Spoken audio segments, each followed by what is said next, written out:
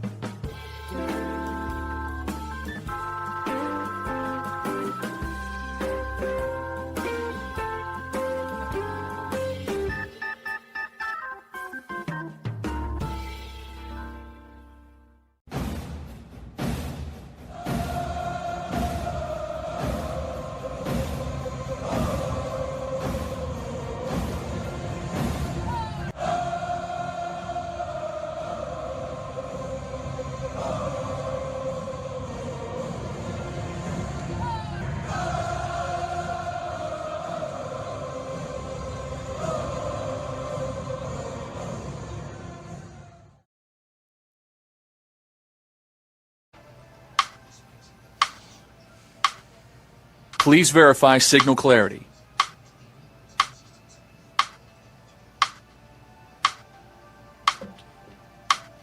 Please verify signal clarity.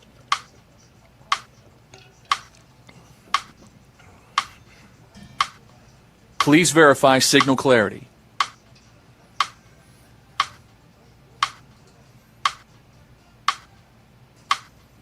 Please verify signal clarity. Quiet, we're on the air.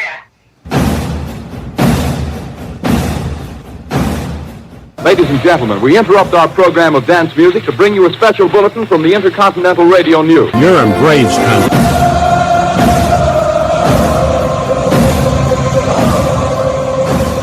Welcome in, Braves country. We're getting set for a 3-game series at the San Diego Padres tonight. 10 o'clock Eastern, first pitch. And tomorrow night, 9:40. Wednesday night, 8:40. So we're going backwards every single day. Then we have the day off on Thursday, and we have a 10:15 first pitch for you with the San Francisco Giants. And that's also a late night on Saturday night, and then a late afternoon game on Sunday. So it's going to really throw off your typical schedule. Hopefully a lot of y'all are able to stay up and watch, but if not, we understand. Only the strong survive. Okay, tonight's game, we've got Grant Holmes on the bump going against Michael King. They have a decided advantage. It's not even particularly close. Grant Holmes has been a mid at best.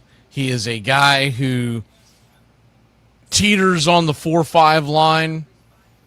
There are some outings that he looks great, and you could start making an argument that he could be a solid 4, maybe even creep up into your 3 spot of your rotation. But he's had too many of them where he can't get past the 4th inning. So we'll see what we get tonight, but he's not going anywhere. The Braves have been decimated by injuries with the starting rotation.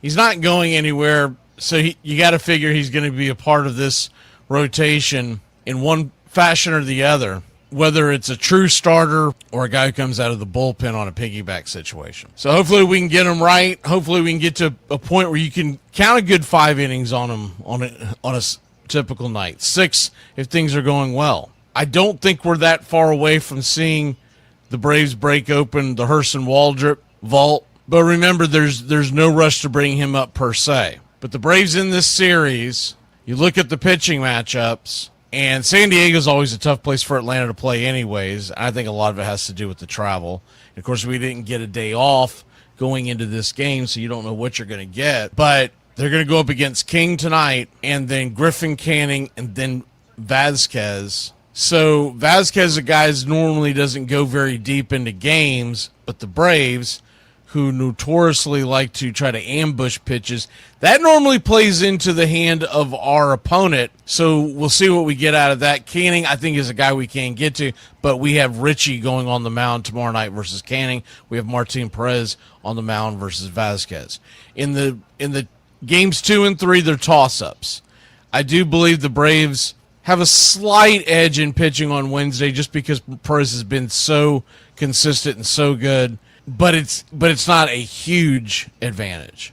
In the Canning versus Richie, you got to give them the nod with Canning, but Richie does have the ability to pitch well, and Canning isn't exactly lights out. So I look at Tuesday and Wednesday as true toss-ups. I look at us as a true underdog tonight. If you're out there, playing the ponies, as they say, I would not be backing the Braves in this one because Michael King has been that good against the Braves. Maybe we catch him on a bad night. Maybe he doesn't go deep. And you can get to that bullpen of the Padres. But the key to this whole series is going to be keeping Mason Miller out of the game. Mason Miller is the most dynamic closer in baseball. If you're not familiar with him, he just has blow-you-away stuff. He sits up in the triple digits.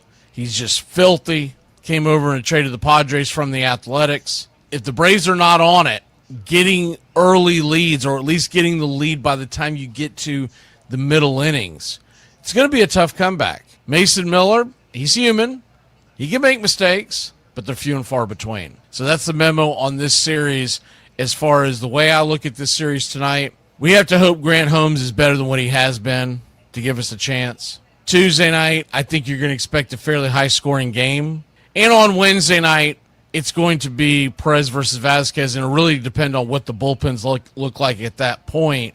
But I do like the Braves' chances of winning that. The bullpen, the Atlanta Braves bullpen, is ready to rock and roll. So if you get the leads on these games 2 of the next 3 nights, you're going to have the depth to be able to go after it, and go after it very. I was about to say fairly. You're going to be able to go after it very aggressively because you also have the day off on Thursday. So it's almost like the bullpen had a day off on Sunday, and now they're turning around and having a day off on Thursday, a true day off. And then you go into a 3-game series in San Francisco, and then you get another day off on Monday. All right, we put that aside, and let's talk about what most people want to talk about, which is what's going on in the trade market. There's some rumors out there that the Braves could be in on Tarek Skubal. I still got to see it to believe it. But I do think they're going to be making some heavy pushes for some starting pitching and hopefully another bat.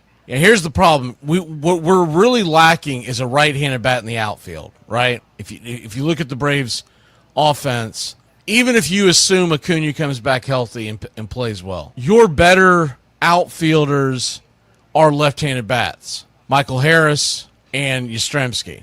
Eli White has his moments, but let's be honest, that's what we're really looking for, right?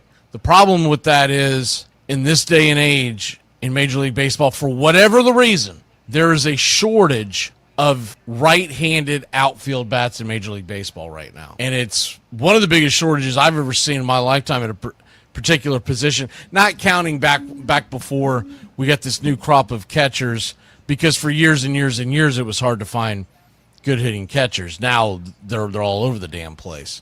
So it's going to be really, really difficult to fill that hole. But maybe you can find a right-handed bat that can DH, and then you could figure out the outfield problem by platooning, doing a straight platoon of Yaz on most days, and when there's a tough left-hander on the mound, that's when you put in Eli White. And I've got no problem with that.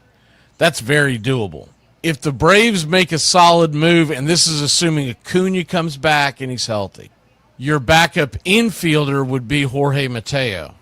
Your starting shortstop is going to become Mauricio Dubon. That's why I think most of the chips that are coming in going to be laid down, being pushed in for the trade deadline for your Atlanta Braves is going to be starting pitching. Now, they would love to add one, even two relief arms, and they may not even be significant ones. It's more just to give you depth so that you can keep the tread off the tires late July, August, going into September off of your more dominant relievers. So in other words, have enough depth where guys like Dylan Lee, Suarez, Raziel Iglesias, those types of guys don't get burned. Now remember, we will have Tyler Kinley coming back off the IL at some point.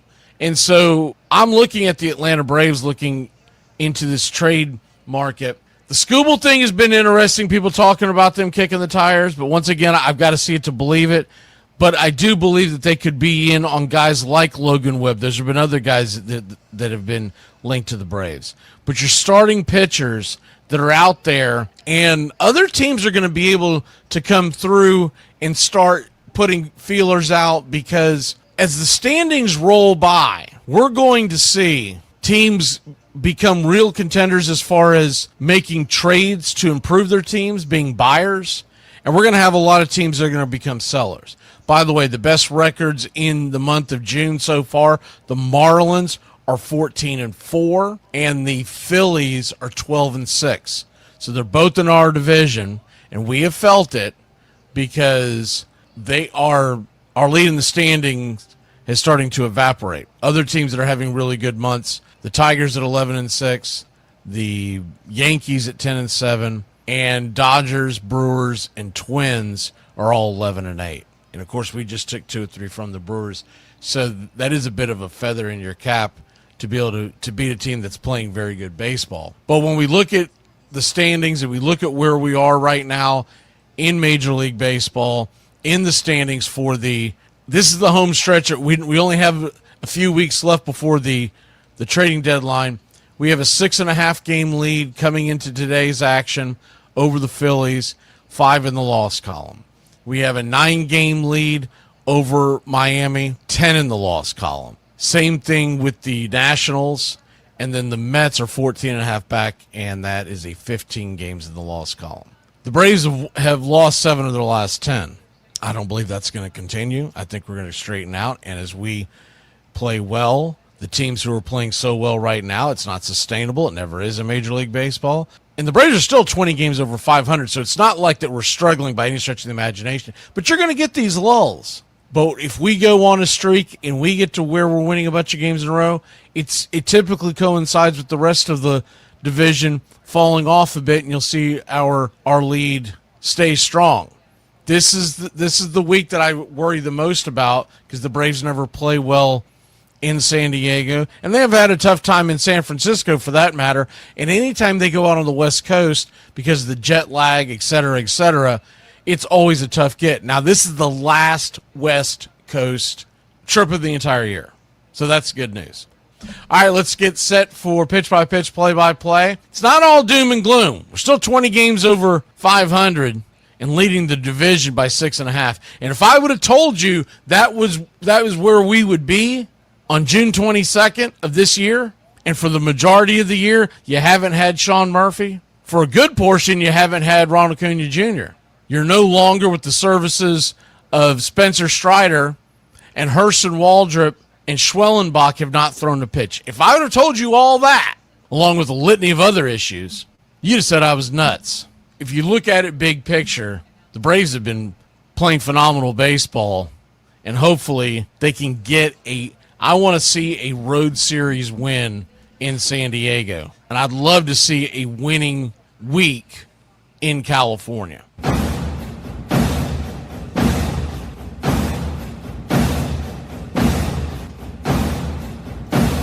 You're in Braves country.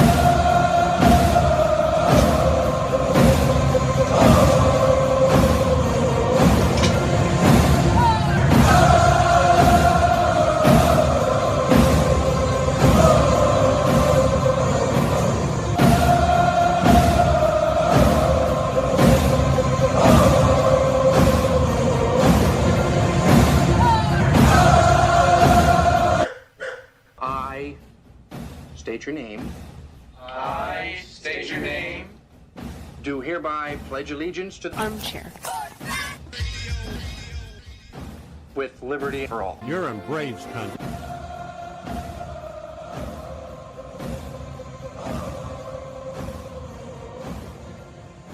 Ladies and gentlemen, please direct your attention now to the area in front of the pitcher's mound for tonight's ceremonial first pitch. You can't drink like me, you can't smoke like me. So don't try and be like me. Let's party together. There's something kind of about a kid that's never played baseball. What the hell's going on out here? Well, scared because his eyelids are jammed and his old man's here. We need a live rooster to take the curse off Jose's glove, and nobody seems to know what to get Millie for their wedding present. We're dealing with a lot of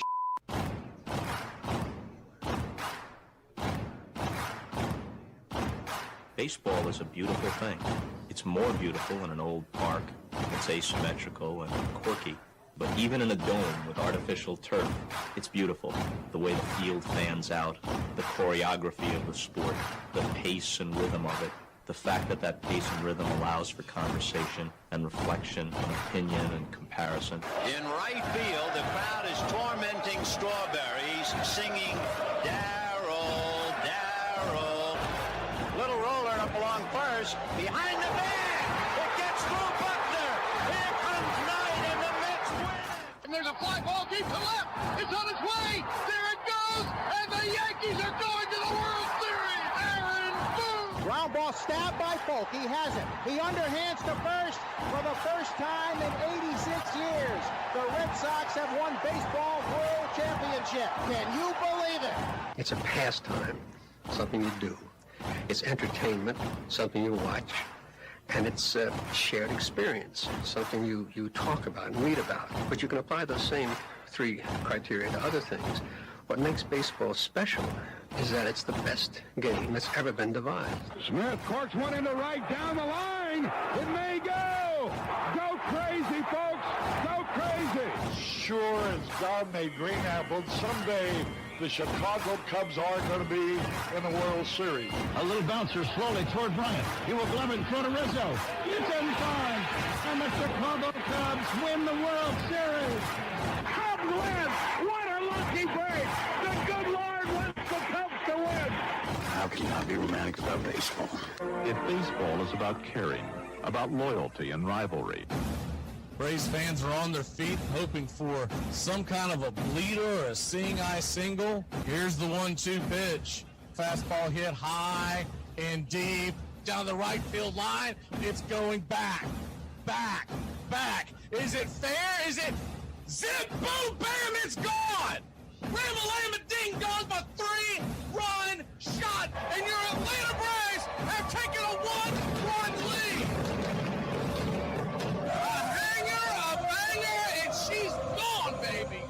There's a very peaceful thing. It was created and played in pastures and meadows. There's grass, there's outdoors, there's everything that people thought was American and feel about America you get in a ballpark. And it's the wonder of walking through that dark tunnel and seeing a huge open space where men play the little boy's game.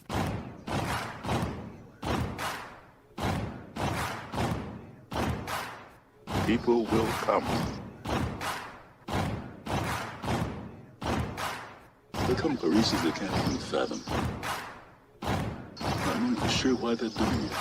They'll arrive at your door, as innocent as children, longing for the past. Sit in shirt sleeves on a perfect afternoon. They have reserved seats somewhere along one of the baseline. Back when they were children, cheered their heroes. It'll be as if they'd dipped themselves in magic waters. The memories will be so thick, they'll have to brush them away from their faces. People will come. The one constant through all the years has been baseball. America has rolled by like an army of steamrollers, and erased like a blackboard. Rebuilt and erased again. Baseball to mark the time. This field, this game, it's a part of our past. It reminds us of all that once was good, and it could be again. Oh, people will come. People will most definitely come. We're all told at some point in time we can no longer play the children's game. We just don't know when that's going to be. Some of us are told at 18, some of us are told at 40. But we're all told.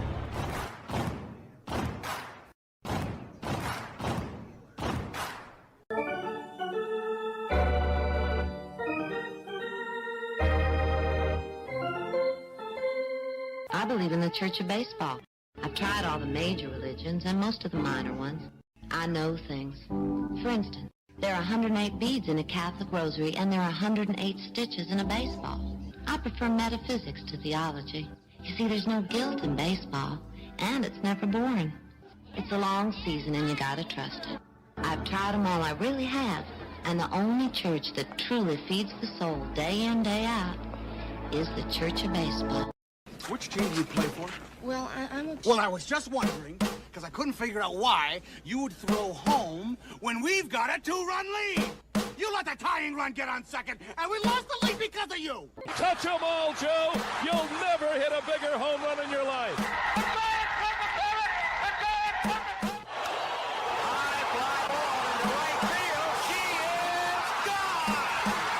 Swung line drive left field. 1 run is in. Here comes Reed. He's the throw to the plate. You're in Braves country. If there's a bigger thing going on right now, I don't know what it is. We're down to 1 strike here. Gurriel, the last hope for the Houston Astros. Here's the 0-2 pitch. Swung on, bounced over to Dansby. Dansby fires it over to first, and here comes the dog pile. Fire the cannons in the battery. Do the chop all throughout Braves country. Pop that top. Your Atlanta Braves have won it all. Here's a list of the players we'll be inviting to camp. I never heard of half of these guys. And the ones I do know are way past their prime. Most of these guys never had a prime. This guy here is dead. Cross him off, then. The local press seems to think we'd save everyone a lot of time and trouble if we just went out and shot ourselves. We got uniforms and everything. You know, you might think about taking Jesus Christ as your savior instead of fooling around with all this stuff. I like him very much, but he no help with curveball.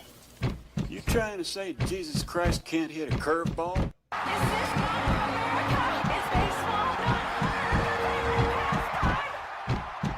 But I'll tell you, these fans are great. Listen to them. Hey, way to go, Rick. All of Ohio loves you. Come on, baby. Come on, Ricky. Come on, Ricky. The game doesn't stink. It's a great game.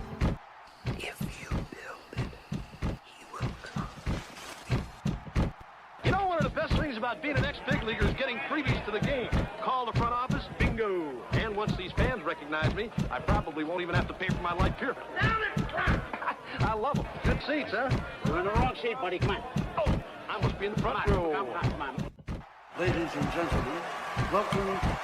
We direct your attention now to home plate. Please remain standing. We call your attention to our bands here today. They will be jointly directed And now, another fixture. Our national anthem.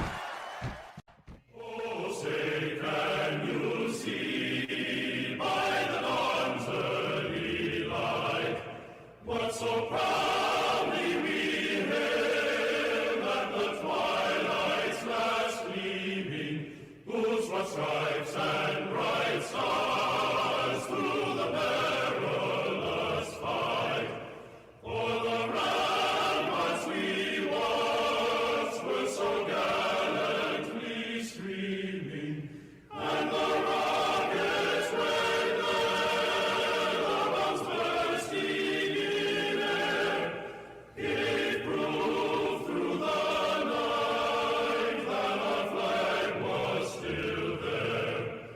Oh, say does that star-spangled banner yet wave o'er the land of the free and the home of the brave? At this time, ladies and gentlemen, we'd like to introduce today's teams as participants in this historic game. Play ball! Good seats, hey, buddy. He missed the tag! He missed the tag! He missed the tag!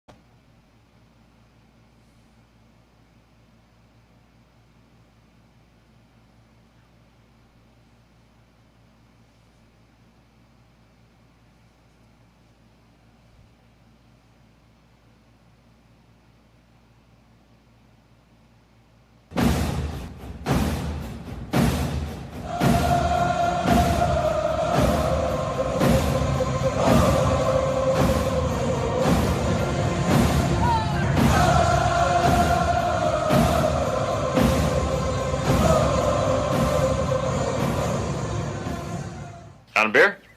7 o'clock in the morning. Scotch?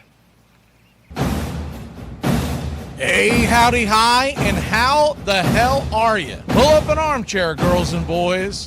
Pour you a cold one. It's time for Braves Country Baseball. You're listening live, and the Atlanta Braves are on the road again.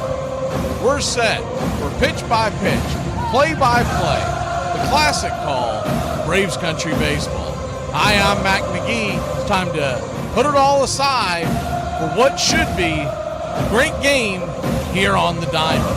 As we take you out to the old ballpark, kick up your feet, let's take a journey back to the golden age of radio baseball.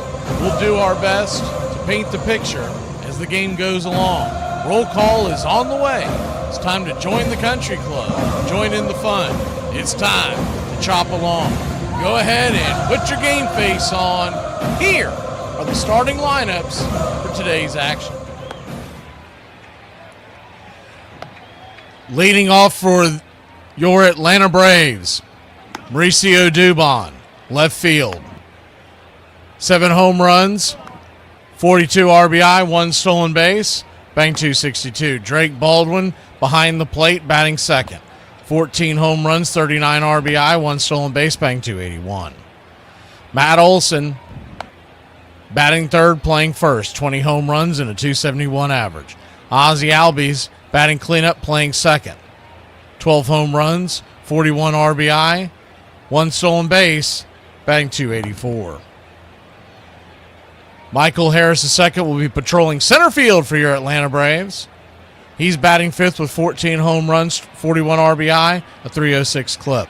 Austin Riley, batting sixth, playing third. 8 home runs, 36 RBI, a .211 clip. Dominic Smith, the designated hitter, batting seventh. 6 home runs, 31 RBI, a .287 average. And Mike Yastrzemski is batting 8th and in right field with a .230 average and 4 home runs, 19 RBI.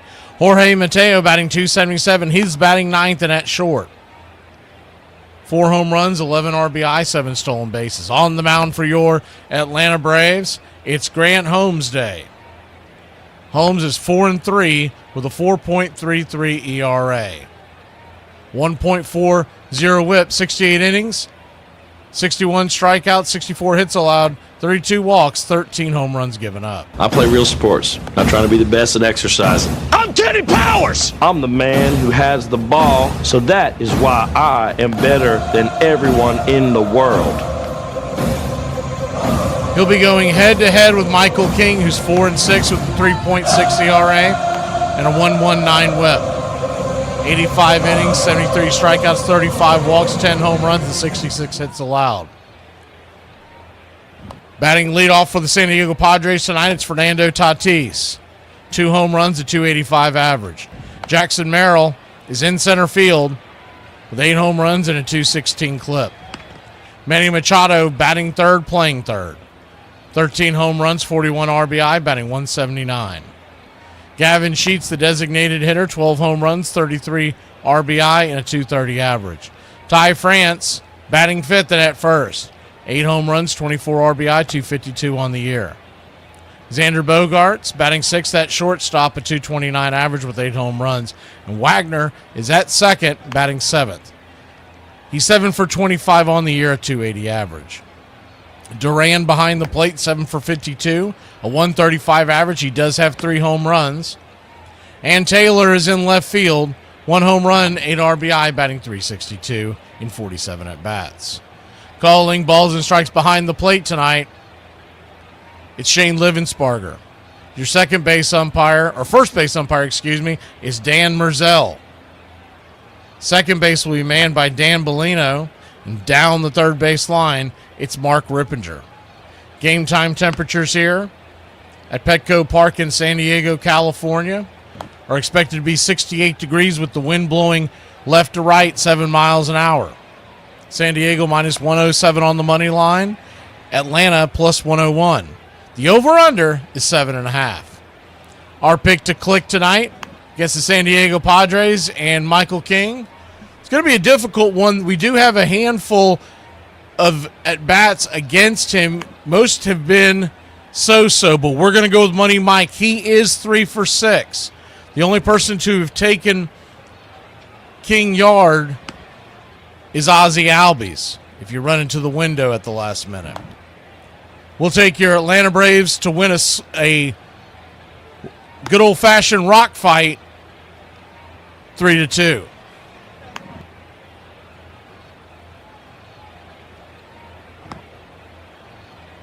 Keep playing like this, will be the laughing stock of the league. All right, boys, let's get back to basics. This is a baseball. The object of the game is to keep the baseball within the confines of Braves country.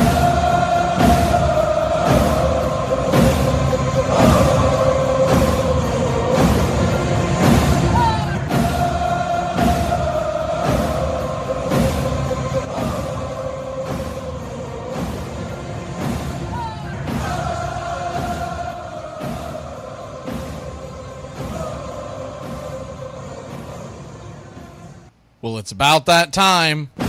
Grab you a cold one. Find you an armchair. Atlanta Braves baseball right here on Braves Country Radio. Your modern-day superstation bringing you pitch-by-pitch, play-by-play of your Atlanta Braves and our one-of-a-kind production.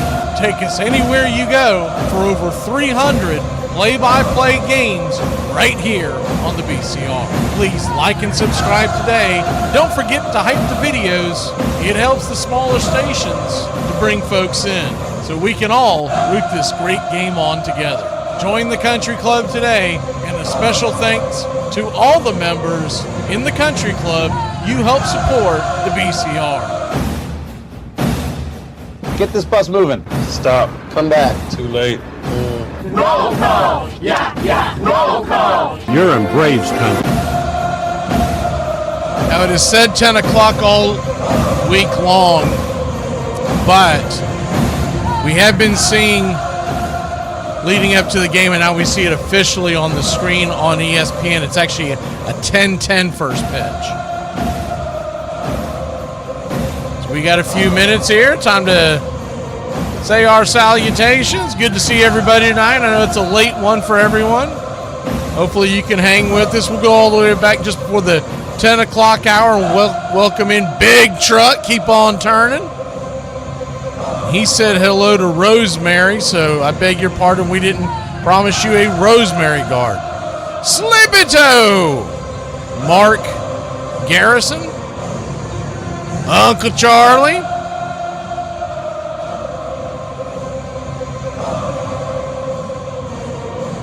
the SS-87,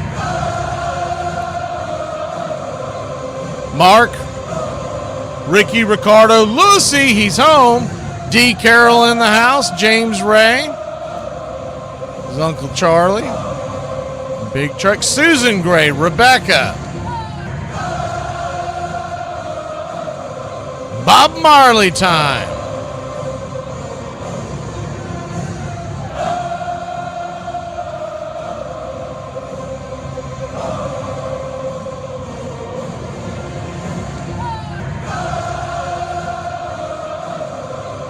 See who else we have in here in the house tonight.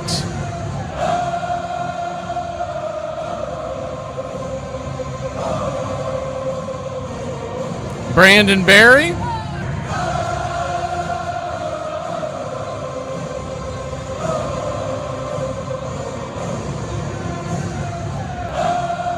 Ain't no party like a West Coast party. Good to see you.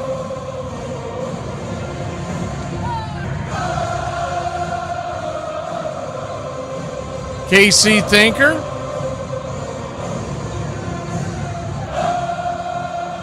Florida Joe, good to see you.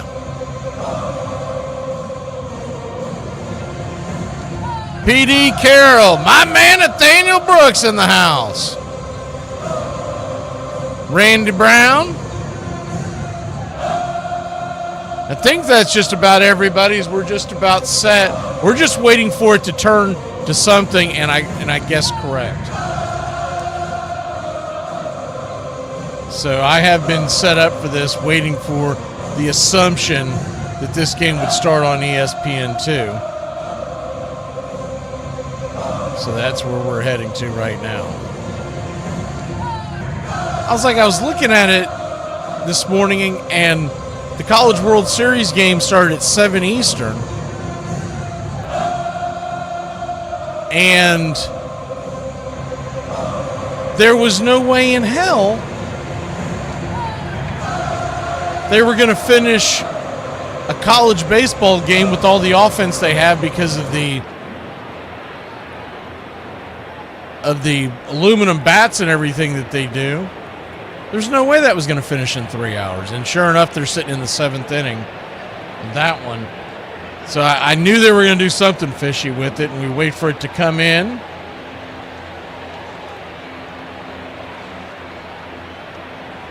We are ready to rock. As soon as the 3D kicks in, we'll bring it to you.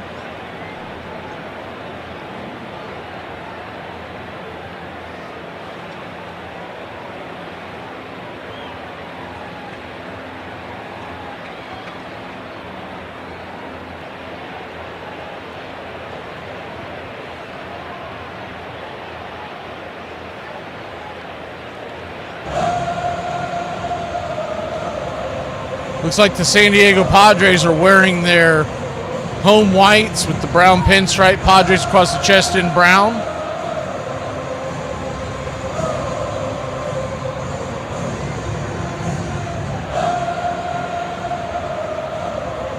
Outlined in gold. Ball cap brown. SD interlocking outlined in gold.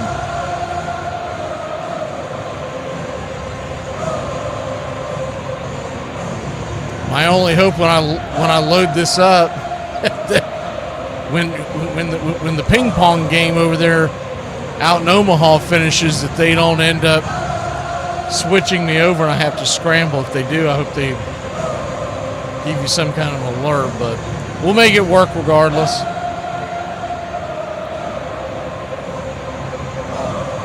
And you also wonder how the 3D is going to be activated with ESPN. This game is not available on MLB if people are scurrying around trying to find it.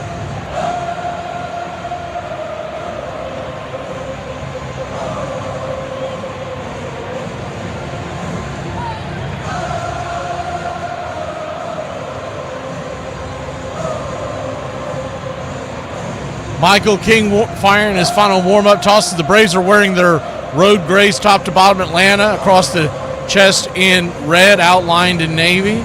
Same with the tomahawk underneath Atlanta, striped in gold. Same with the numbers on the back. The names are in navy. Navy ball caps, the white A. As soon as the 3D kicks in, we'll bring it to you and lift the curtain.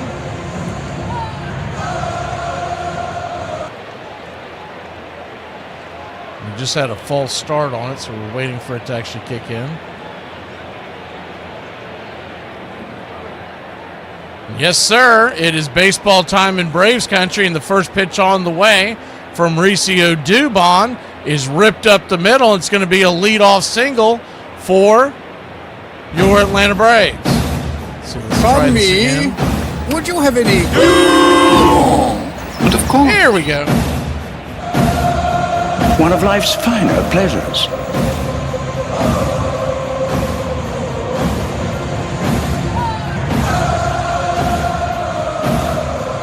So a leadoff single for your Atlanta Braves. Drake Baldwin coming to the plate. We'll try to sync this up as we go. First pitch on the way to the Drake. He's outside wide. For a ball, it's 1-0. The 1-0. Kicks and fires. Right there on the outer edge. 1-1. It's not letting me pause it, so we'll have to try something else here in a second.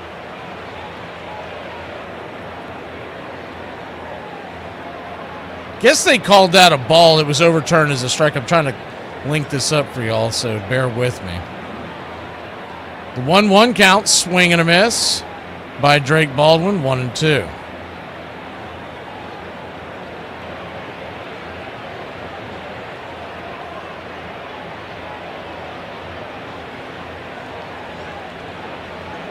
Righty-lefty matchup, the 1-2.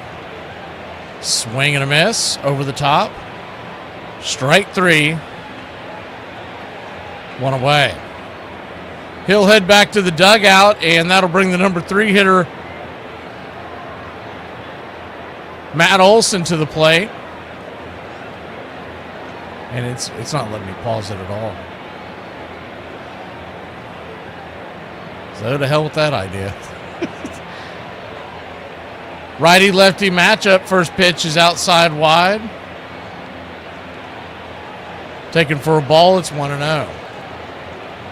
The 1-0 to Matty.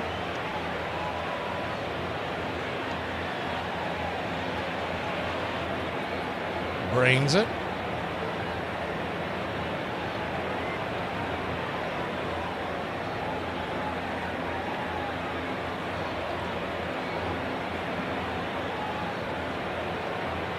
The 1-0 pitch. Just below the knees. Ball 2, 2-0. He called that a strike?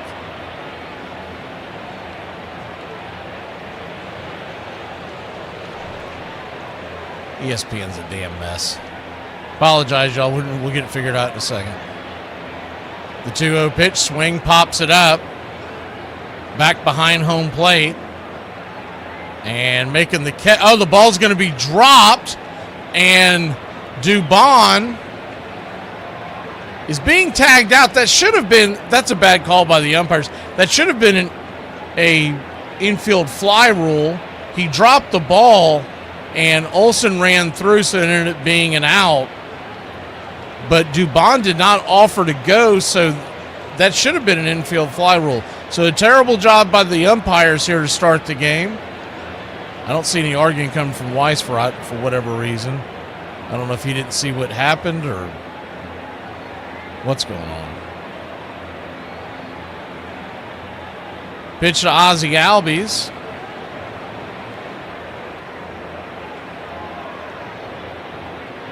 It's outside wide for a ball. 1-0.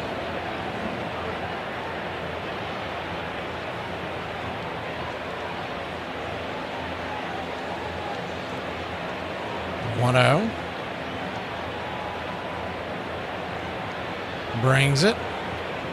Check swing down and away. 2-0.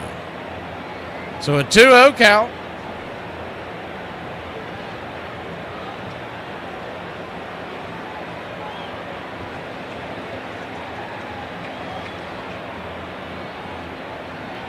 King comes set, turns and kicks, swing, lifts it high and deep into center field, going back on the track, and that'll be a loud out number 3. So we'll be back in a flash. The Braves, nothing. San Diego, nothing. We'll see if this is almost set up. We'll be back in a flash.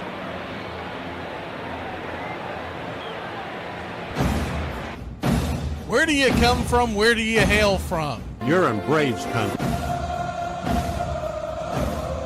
It's always great to hear where everybody's listening here in Braves country.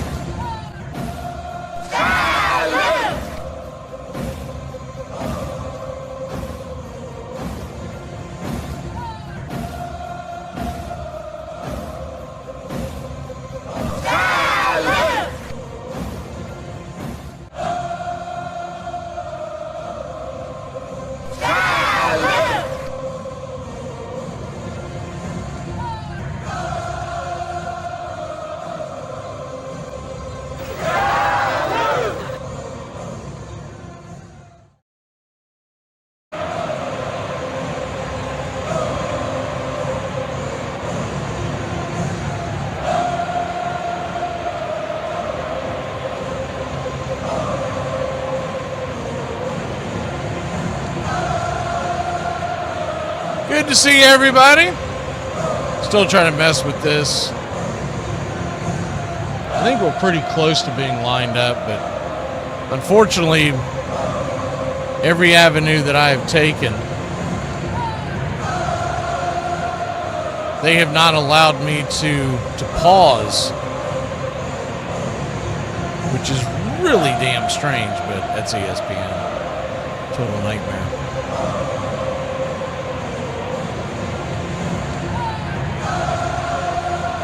So hopefully it lines up. If not, we'll start trying to play with it and see if we can get it to line up.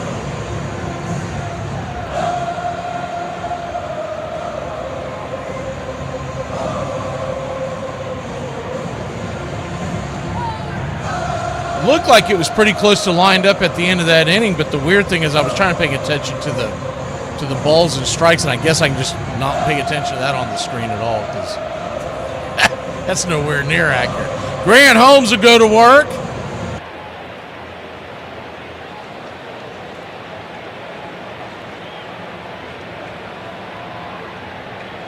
Righty-righty matchup. First pitch on the way is down and in. It's 1-0. The 1-0.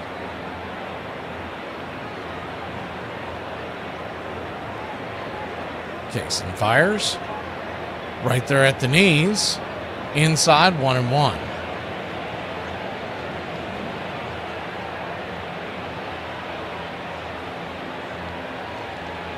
One count. Swing and a miss. 1-2.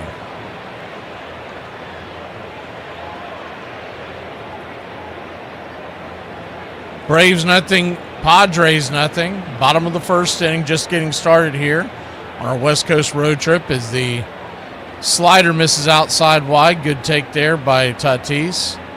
2-2. It's well known that it took him a long time to get that first home run of the year. He is now sitting at just 2 home runs for the season.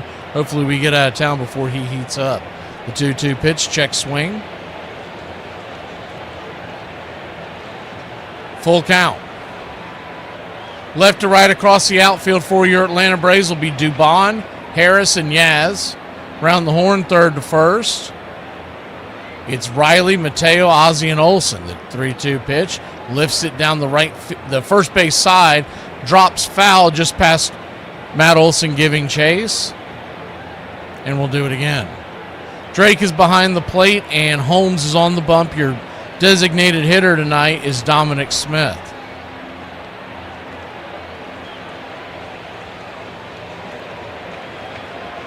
Thankfully, this is the only game of the series that is on ESPN. The 3-2 pitch swing. Smoked into left field, and that's down for a base hit. And it's a leadoff single for the Friars to start their Monday night here. Good hard hit ball, four-seam fastball. I mean, really not a bad pitch. You would have liked it a little further in, but when you're sitting there on 3 balls, it's kind of hard to pick there. So he came in with one, and it's a leadoff single for the Padres. First pitch, Jackson Merrill. Cutter misses wide. It's 1-0.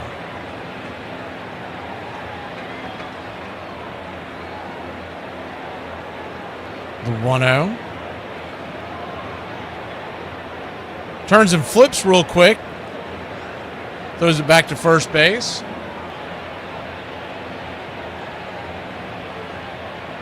Tatis back in plenty of time.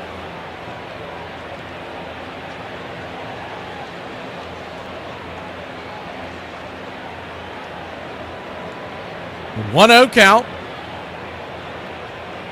The pitch on the way, swing, rattled foul back behind the plate, 1-1. Standing on deck is Manny Machado. In the hole is Gavin Sheets. Sheets has hit some monster home runs against Braves pitching last few years. The 1-1 to Merrill. Swing. That ball's hammered down the right field line. If it's fair, it's trouble. It'll bounce just foul. And I mean just foul. You might have been able to slide a envelope in between the ball and the foul line going down there. Good to see you, Iron Lung. I don't know if I saw you in the roll call or not, but good to see you in Rich 22. The 1-2 count, swing, pops it up. That'll bend out of play. What we're really hoping to see from Grant Holmes in this game is get us through 5. He has struggled. He's riding that same struggle bus that Bryce Elder's riding. They need to get off on the next stop, the 1-2. Flips it over to first to keep Tatis close by, and now he's used both of his moves, so Tatis could be on the run. The 1-2 pitch, swing and a miss, strike 3, and 1 away. Drake jumped up like he thought Tatis was going, but I think he was just bluffing on that one. I didn't see any real movement on the 3D. Yeah, he took a pretty long lead. That was it.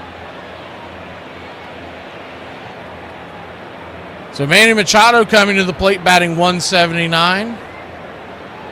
But he does have 13 home runs. It's the first pitch, P at the knees. Right there for a strike, it's 0-1. About the time you want to catch the Padres. They have not been hitting the ball well. We want to get in and out of here quick. The Padres challenge that one too? My God.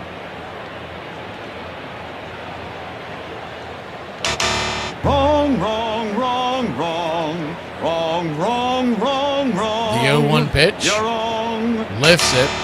High into right field, fairly deep, but not deep enough. The Yaz will creep over and make the catch, and there's 2 down. If you're keeping track at home, San Diego has lost one of their 2 challenges.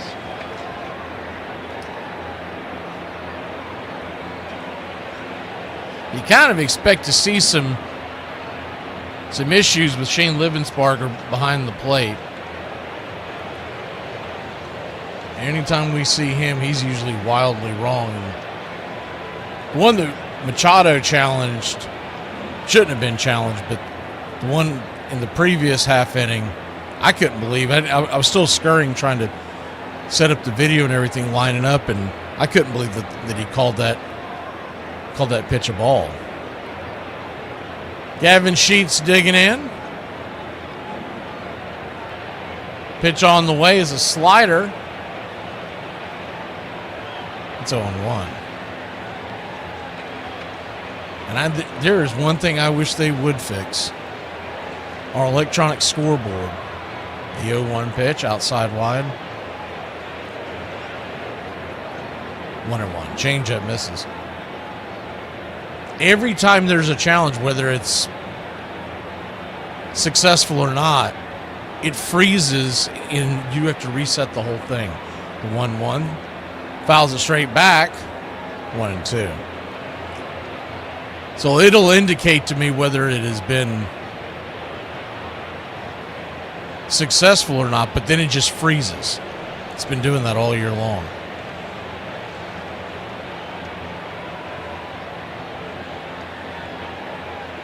One count.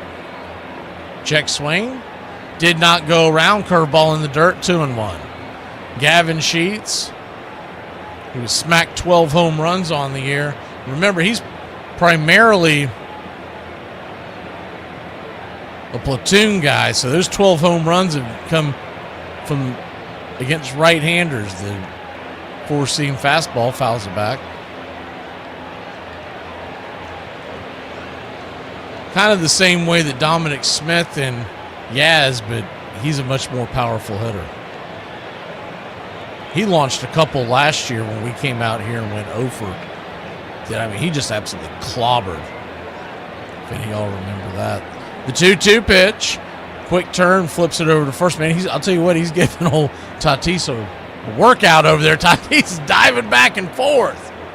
Good to see you, Razor Quack, and what is that? Arc office? 44-48. The 2-2, check swing. Did he go around? Looked like he might have. They checked down the line, and they said he did not. So it's a full count.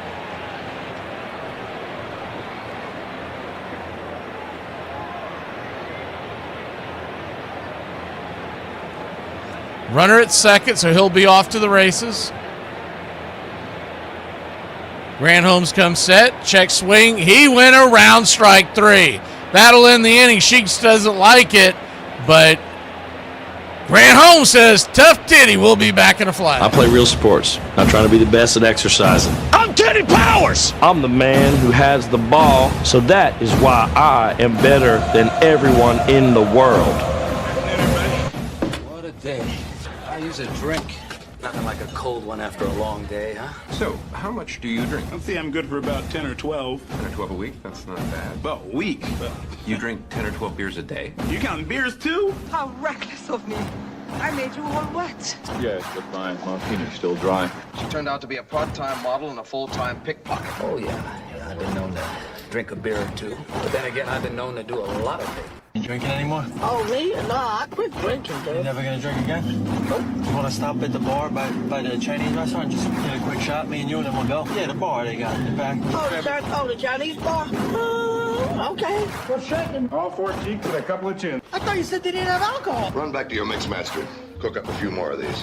Cigarette? No, I never touch them. Well, I suck them down like Coca-Cola. I expose people to magic. I expose them to something they're never otherwise going to see in their boring, normal lives. And I gave that to them. I may forget about them tomorrow, but they'll live with that memory for the rest of their lives. And that's a gift, man. One of the women said that she was afraid she might OD. I thought that was a limit drop. I didn't think it was tequila. What's that got to do with me? You and me are gonna have a small talk later on. I'll be busy thinking of things to say. Doesn't your wife ever complain that you never spend any time with her? Would you? Could you keep it down to a low roar? Some of us have to work. Put that money down, pal. Yeah, I'll be ready. There goes the 2 weeks at camp. I promised the kids this summer. My birthday, give me a beer, stick a candle in it, and I'll blow out my liver. Here's to feeling good all the time. Perfect. Cheers. Cheers. This crowd's back into it now.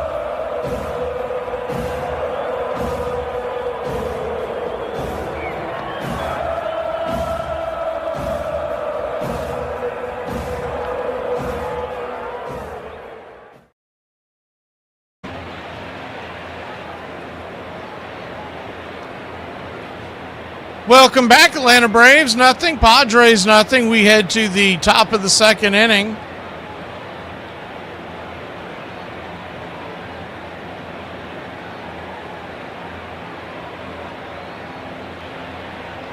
Michael King, just 11 pitches in that first inning. He'll go back to work against Michael Harris. The first pitch on the way is a P at the knees. Right there for a strike. It's 0-1. The 0-1.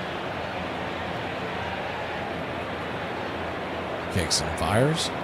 Swing and a miss at the slider down and in. 0-2. So an 0-2 count.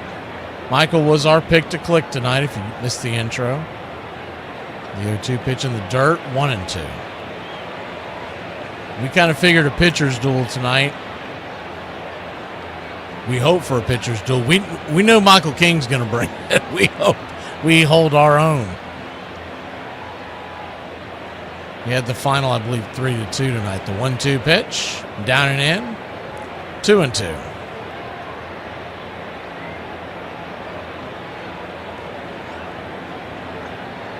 The 2-2 count.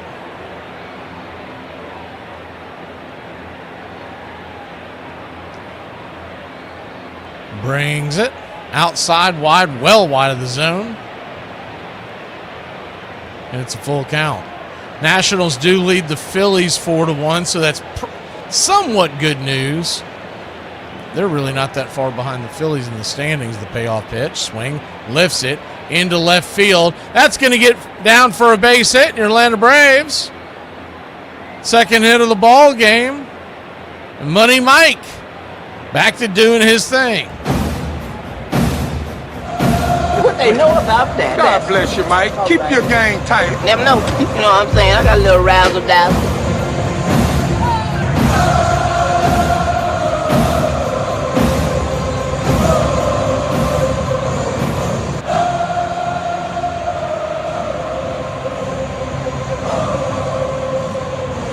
First pitch on the way, swing and a miss. Four-seam fastball. Austin Riley, it's 0-1. The 0-1. Kicks and fires, swing and a miss down under. Sinker underneath his hands. It's 0-2.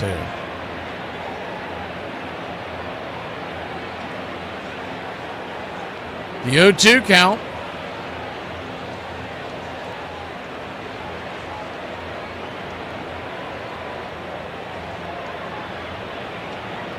King brings it. Swing, slaps it over to third. That's going to get through for a base hit. And your Atlanta Braves has first and second. Nobody out. You're my boy, Blue! Blue, you're my boy!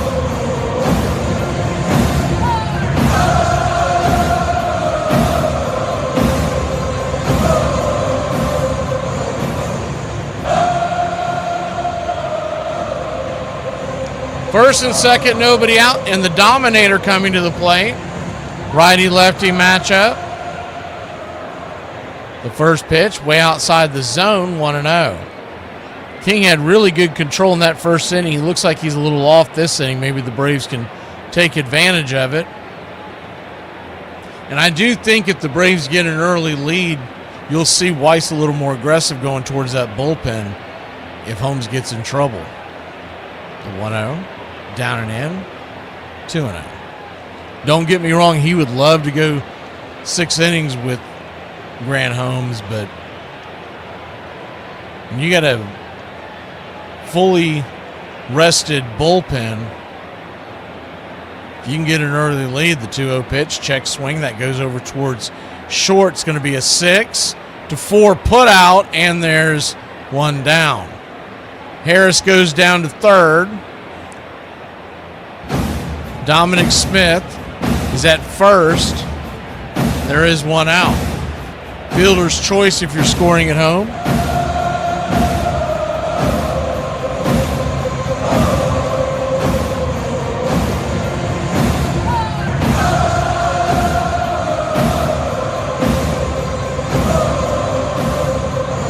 Yaz is coming to the plate.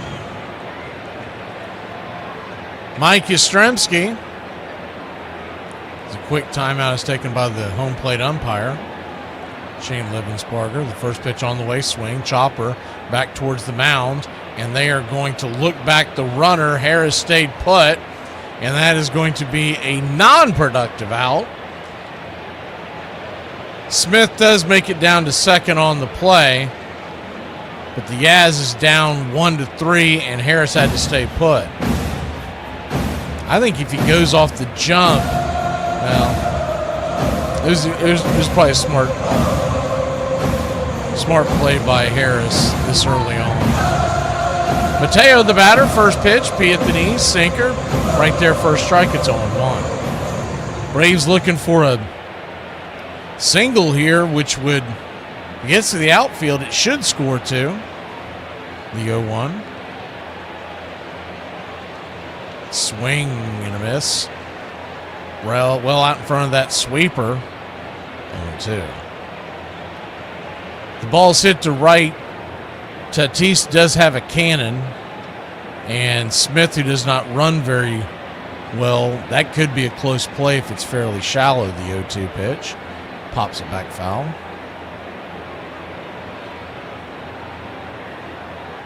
They're in the bottom of the 8th, and the Nats lead the Phillies 4-1.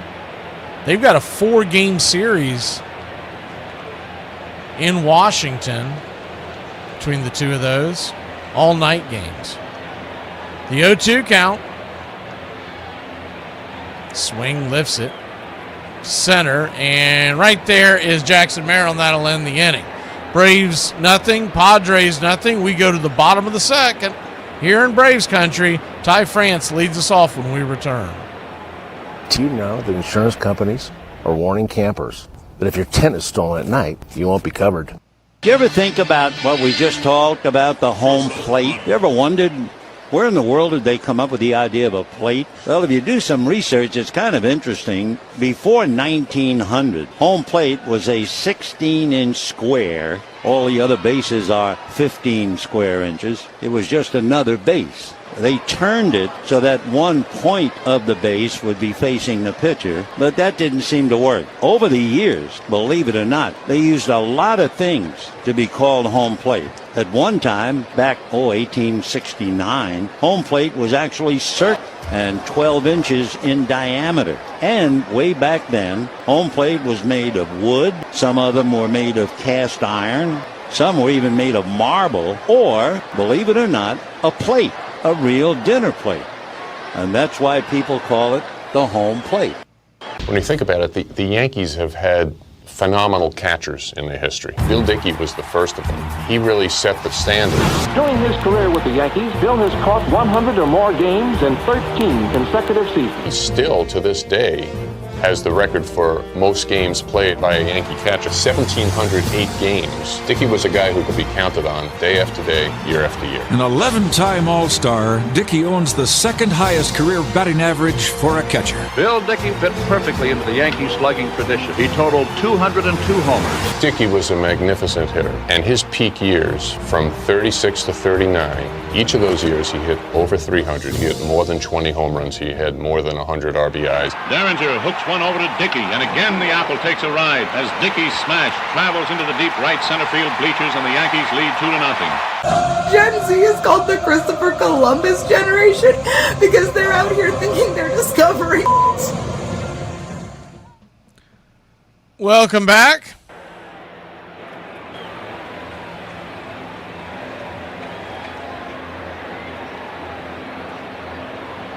All I can tell y'all is try to find someone in this world that looks at you the way ESPN looks at Shohei Ohtani. Nothing to do with this ball game, and they're breaking in, showing highlights from earlier tonight. Ty France, the batter. Righty-righty matchup, the infield back and to the left. First pitch on the way is swung on and chopped over towards short. Mateo crosses underneath, grabs it before Riley can, flips it to first, and a good throw there by Mateo, one away.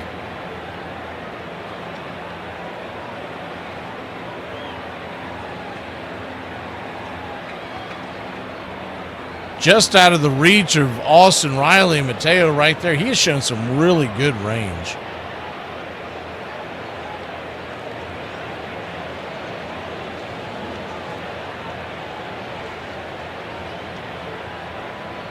Four-seam fastball misses outside wide.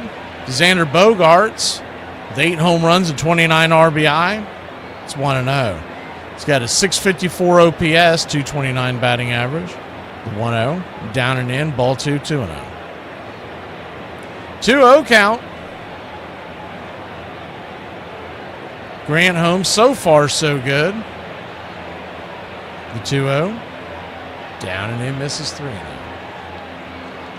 They asked Walt Weiss yesterday about the performance of Bryce Elder, and you knew what you were going to get, but just to let y'all know, he just talked about how he had the one bad inning, et cetera, et cetera. The 3-0 right there at the knees, 3-1. And it was funny because he was saying that he was making it act like that they were lucky to get all those base hits. The 3-1 down and in.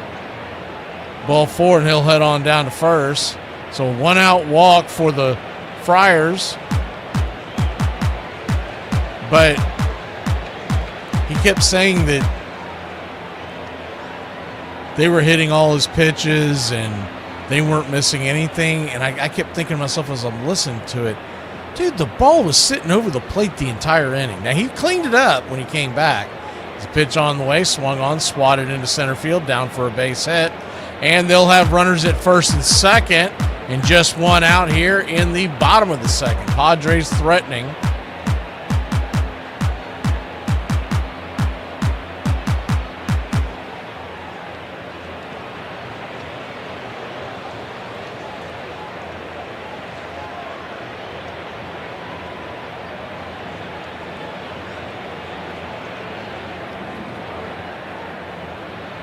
Righty-righty matchup. First pitch in the dirt. Duran, the backstop for the Padres, takes it for a ball. It's 1-0. Duran batting just 135 on the year, so you can't be walking this guy. You got to come at him. The 1-0. Swing, chops it down the line. 1-1.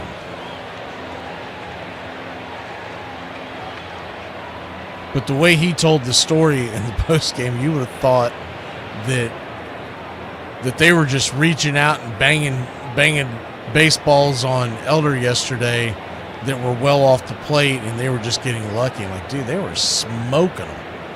As the 1-1 misses high inside, sinker, 2-1. 2-1 count. Infield at double play depth. The pitch on the way. Swing, rolls it to short. It's going to be Mateo to Ozzie to Olsen all day, baby. And then it's a twin killing to end the inning. We'll be back in a flash. Top of the third we go. Knotted up at Goose Eggs here in Braves country. Y'all skinny fellas better enjoy y'all's hot boy summer, because in a couple months it's going to be fat boy fall, and these women don't want to cuddle up with a TV remote. We will be perfect in every aspect of the game. You drop a pass, you run a mile. You miss a blocking assignment, you run a mile. You fumble the football, and I will break my foot off in your hind parts. And then you will run a mile. Number 5. Mickey Cochran was a fine all-around catcher. He was known as a splendid receiver, strong-armed, and extremely tough. Not only is Mickey a grand backstop, but Connie Mack has him up here near the head of the batting order because Mickey is one of the most scientific hitters on the club. Cochran could hit, Cochran could run, and he could do both well enough to hit third in the batting order, which was without precedent at that time. Number 3, Mickey Cochran, the hittingest catcher in baseball. A career batting average of .320 and a career on-base percentage of .419. And each of those figures is the highest in the history of baseball for anybody who's caught 1,000 or more games in their career. Mickey was a Hall of Famer, a 2-time MVP, and a winner. An inspirational leader, he sparked the Philadelphia A's and the Detroit Tigers to pennants. He was the driving force in 3 Philadelphia Athletic pennant winners, 29, 30, 31. Then he went to the Tigers and led them to 2 pennants as a player-manager in 1934-35. Here's the base hit by Mickey Cochrane that knocked in the winning run in the 6th game and gave the Tigers the World Championship. So from 1929 to 35, he led teams to 5 World Series. Unfortunately, after just 13 seasons, Mickey's playing days came to an abrupt end. He was accidentally hit in the head at Yankee Stadium, and that ended his career. But while he was in the prime of that career, there were none better behind the plate than Cochrane. I heard that corduroy pillows are trending. They're really making headlines.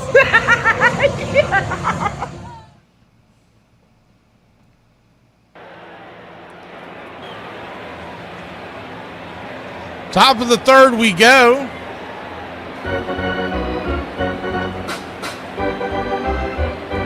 Your out-of-town scoreboard coming up next. Braves and Padres here. It's 0-0. Mauricio Dubon will lead us off.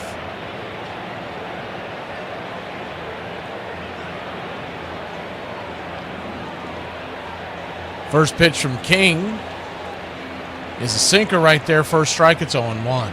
Dubon 1 for 1 with the single to center. Braves with 3 hits.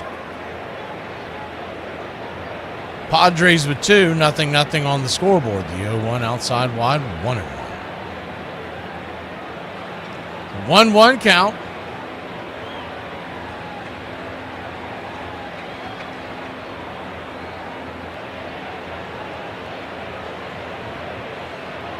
Down and away. 2-1.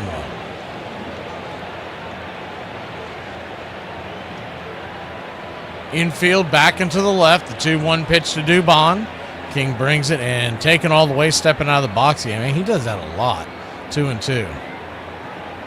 He makes it work somehow to a 265 batting average, but he does that a lot. He just gives up on it at bat midway through the motion.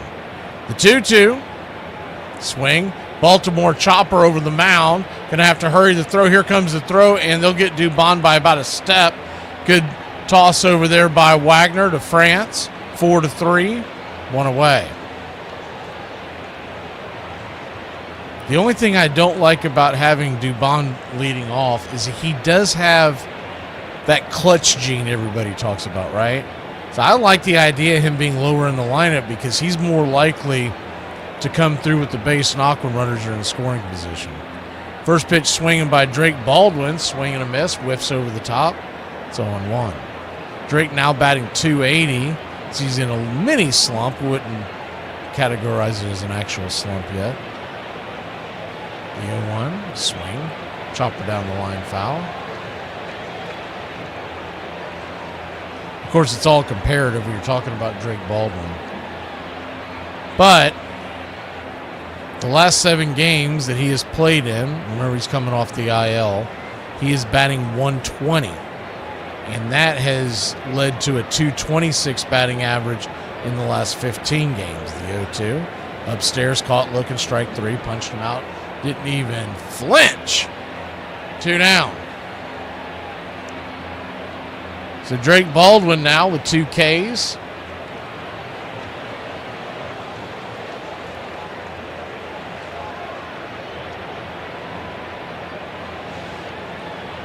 The only 2 strikeouts for King so far, and that'll bring Matt Olson to the plate.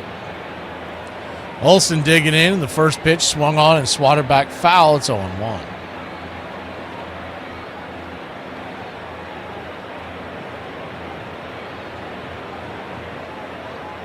The 0-1.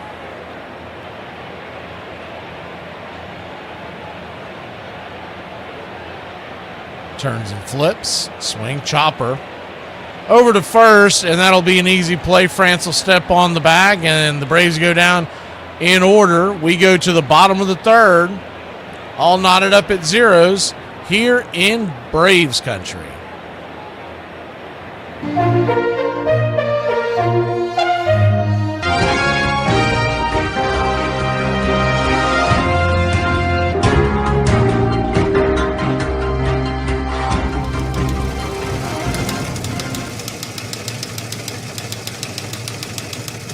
The out-of-town scoreboard looks like this here in Major League Baseball for Monday, June 22nd, 2026.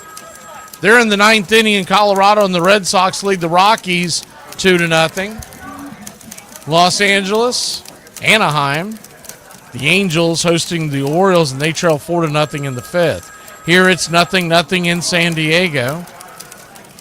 Earlier tonight, the Tigers held on to beat the Yankees 5-3 in Detroit. They were in Miami, and we got good news in Braves country as the Rangers took down the Marlins 4-3. Cooled them off a little bit. Royals 2, Rays 1, that's a final. The Nationals did end up winning that game 4-1 in your nation's capital over the Phillies. Blue Jays 4-2 winners over the Astros tonight. Brewers, extra innings, knocked off the Reds 2-1. Dodgers 2, Twins 1, that's a final in Minneapolis. And the White Sox and Guardians, they were on the south side of Chicago, and Chicago won it 6-5. Cardinals win 3-2 over the Diamondbacks, and the Cubs and Mets, well, they were postponed.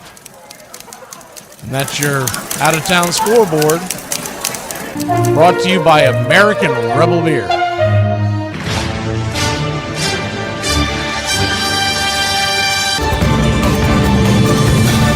Cover the point spread, cover the point spread, cover the point spread, cover the point spread.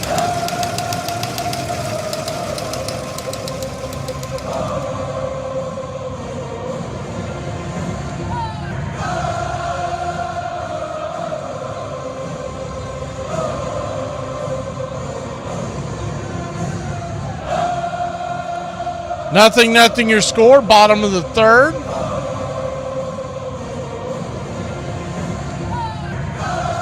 First pitch on the way from Grant Holmes to start the inning is a sinker. 93 mile an hour, just below the knees. Showing bunt, but pulled it back. It's 1-0. The 1-0. Swing. Smokes it down the third base line, but foul. 1-1.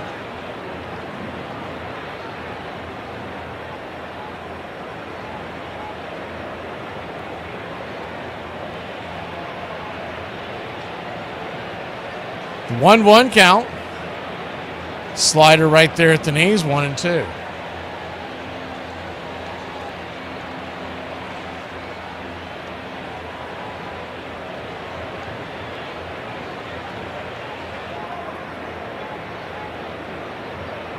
The 1-2 slider.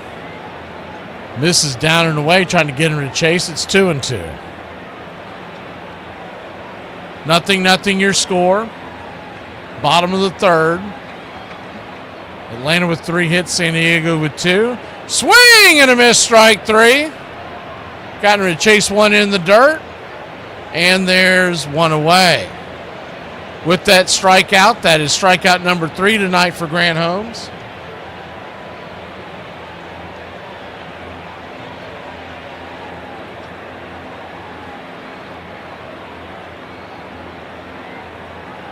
Righty-righty matchup. Fernando Tatis takes the first pitch. Sinker at the knees. It's 0-1.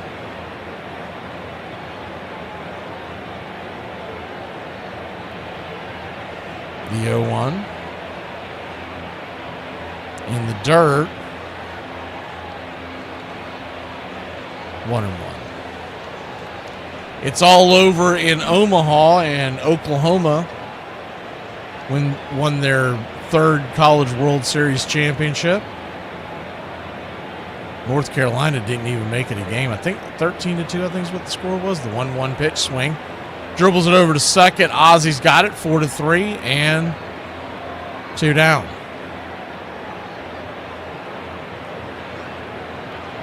There might be some track and field, but I think that concludes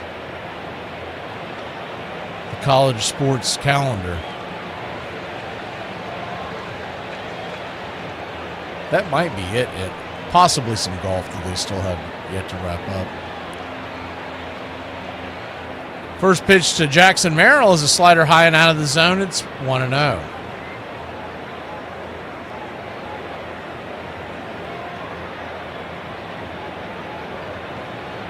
1-0. Turns and kicks. Swing. Chopper.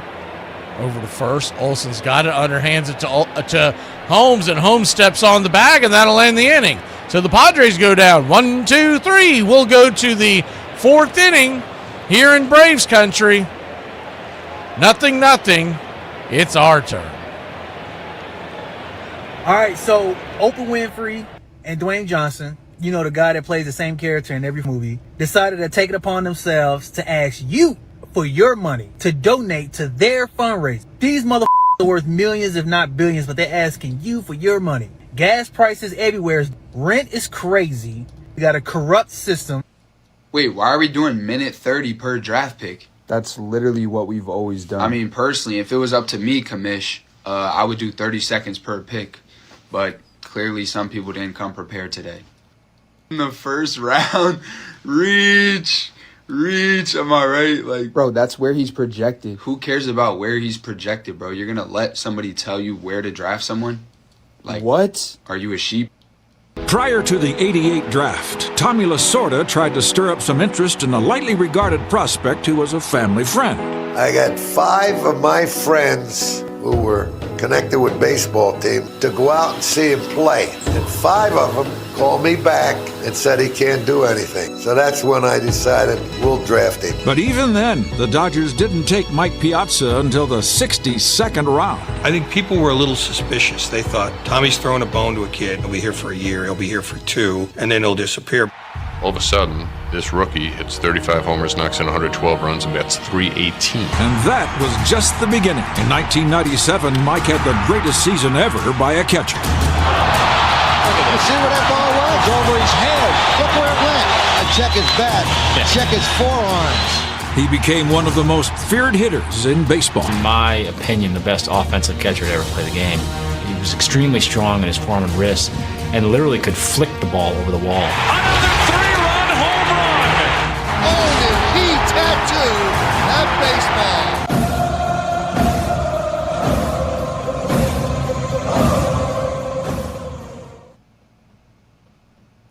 Welcome back.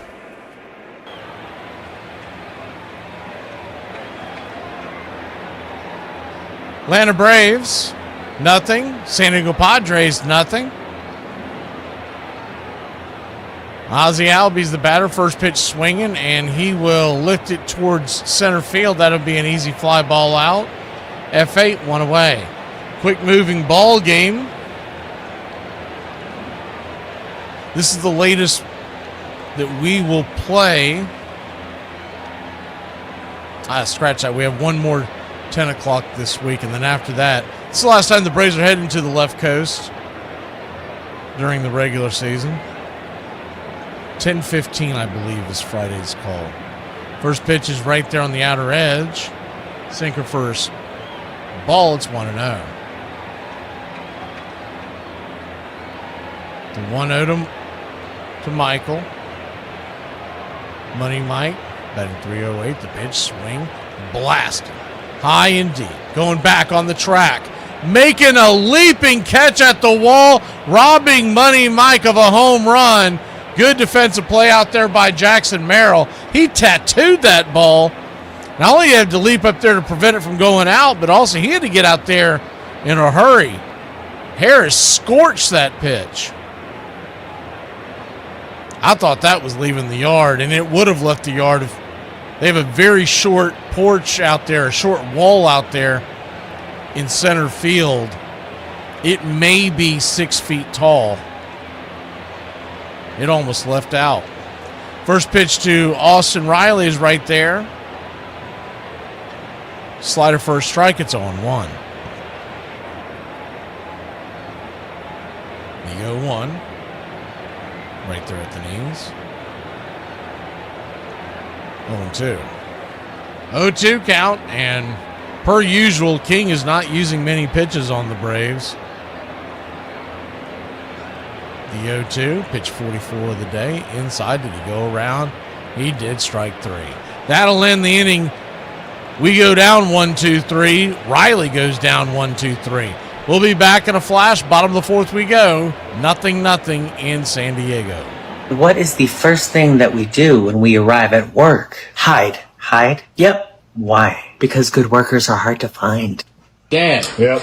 This is a play on words video, you know, like connections. So, how many Thompson twins were there? 3. How many Minnesota twins are there? I don't know. Full roster's 40, shorts 26, I think. Who's saying "Eye of the Tiger"? Survivor. And then Mister's most famous song is Broken Wings. And then Wings was the band for what singer?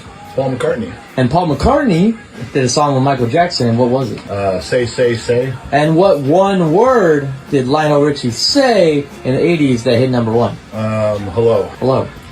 Slow. Right. Hello what? No, the answer to your question is, do you even know the answer to the question you're asking?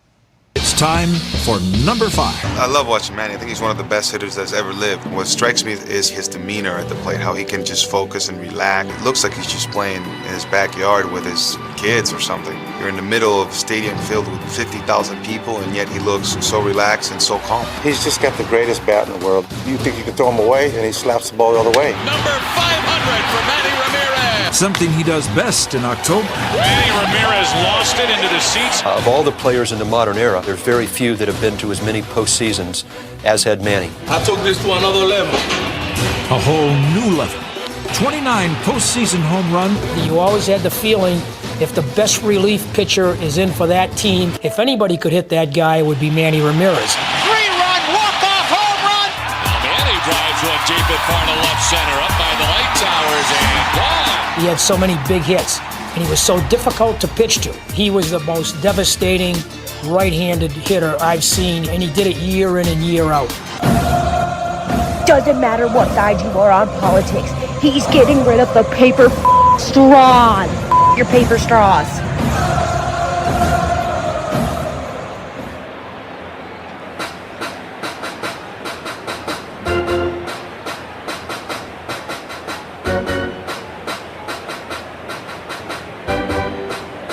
No runs, 3 hits, no errors for the Bravos.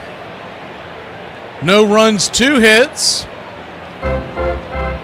No errors for the Friars. First pitch on the way is a down and in slider. Misses for a ball, 1-0. Manny Machado stepped out of the box. He was wailing away at his neck. I don't know if it was gnats or... It's probably gnats. I just assume the Padres don't bathe, right? The 1-0. Swing and a miss. 1-1. Just messing with all you Padre fans out there. It's always good. I do always enjoy the Padre series. We normally get quite a few Padre fans in here. The 1-1 count. Swing, pops it back foul. 1-2.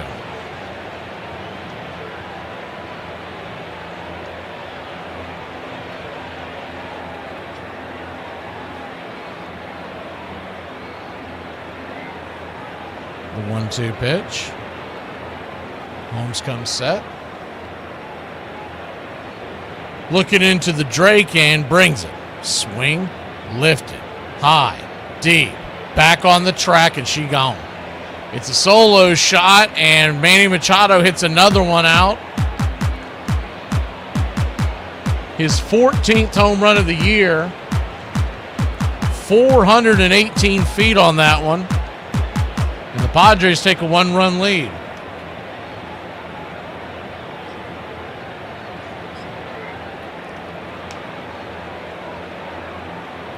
Oh, Grant Holmes coughs up another one. We were talking about before, he's not hitting a great average. That only takes him up to 182 on the year, but he's getting bang for his buck. He's not getting many base hits, but when he does, they're leaving the yard. First pitch is down and in. Slider misses to Sheets. You got to be careful here because this guy can crank it. It's 1-0. The 1-0. Swing and a miss. Sinker. 1-1.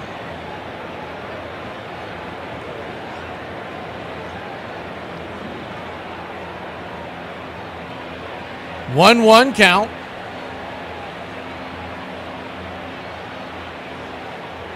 Just below the knees. Just missed that one. 2-1.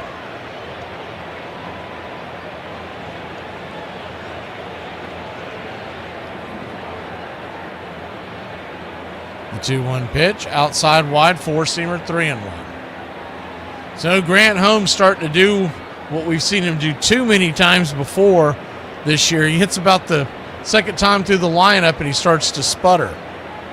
Still contend they need to put him in the bullpen as the 3-1 pitch down and in. Ball 4, and he'll head on down to first. When Holmes was in the bullpen before they were forced to move him into the starting rotation, he was lethal coming out of the pen. He hits that lineup that second time through the orders, he is now, and it starts turning into hope the defense can hold it. Ty France, the batter, righty-righty, first pitch. The sinker down and in, it's 0-1. He grounded out to shortstop his last time up. We'd take that here. That would probably turn 2 and get us out of the mess that we're in. 1 on, nobody out. The 0-1. Swing and a miss, four-seamer. 0-2.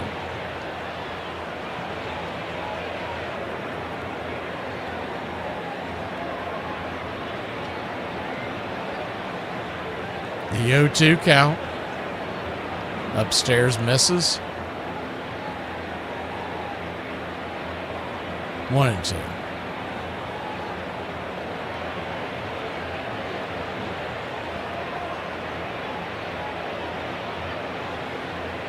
The 1-2 pitch. Holmes delivers, swing, swats it foul. Out of play.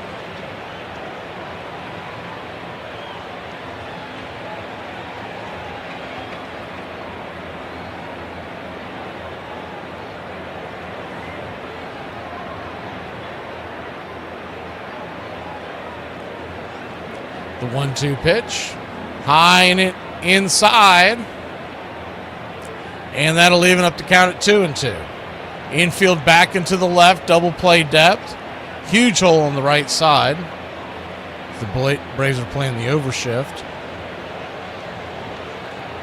The 2-2 lifts it, foul out of play.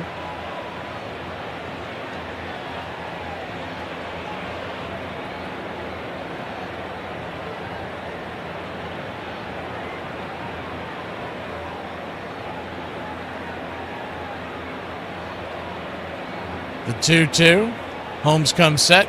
Brings it. Swings. Smokes it towards short. Leaping grab over there by Jorge Mateo. Great defensive stop, keeping that from going into shallow left field. And there's one away. He smoked that one.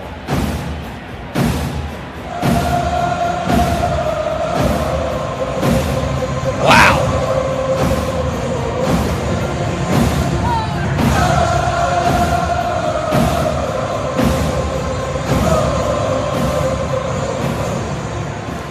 First pitch down and away to Xander Bogaerts, who walked his first time up. Takes that one for a ball. It's 1-0. Bogaerts batting .229 on the year. An OPS of .656. The 1-0. Right there. Sinker just above the kneecaps. 1-1. He's got 8 homers on the season. 29 ribbies. On deck is Wagner. In the hole is Duran. Braves trail 1-0. The 1-1 pitch down and away. 2-1.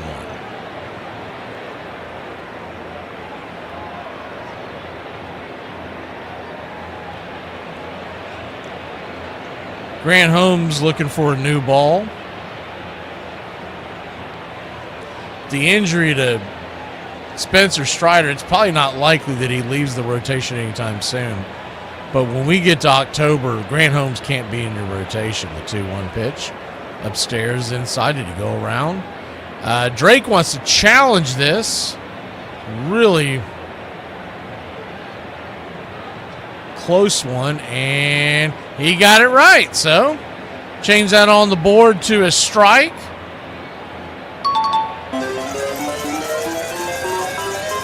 And it's 2-2.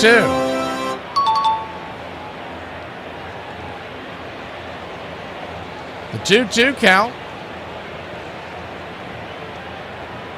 Punches it foul over the first base dugout. We'll do it again.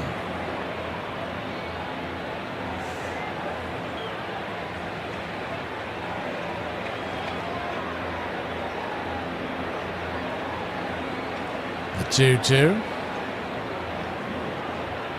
Inside, full count. I don't know who you're asking about, Rosemary, but yes, they do send starters down to the minors, but it depends on the situation.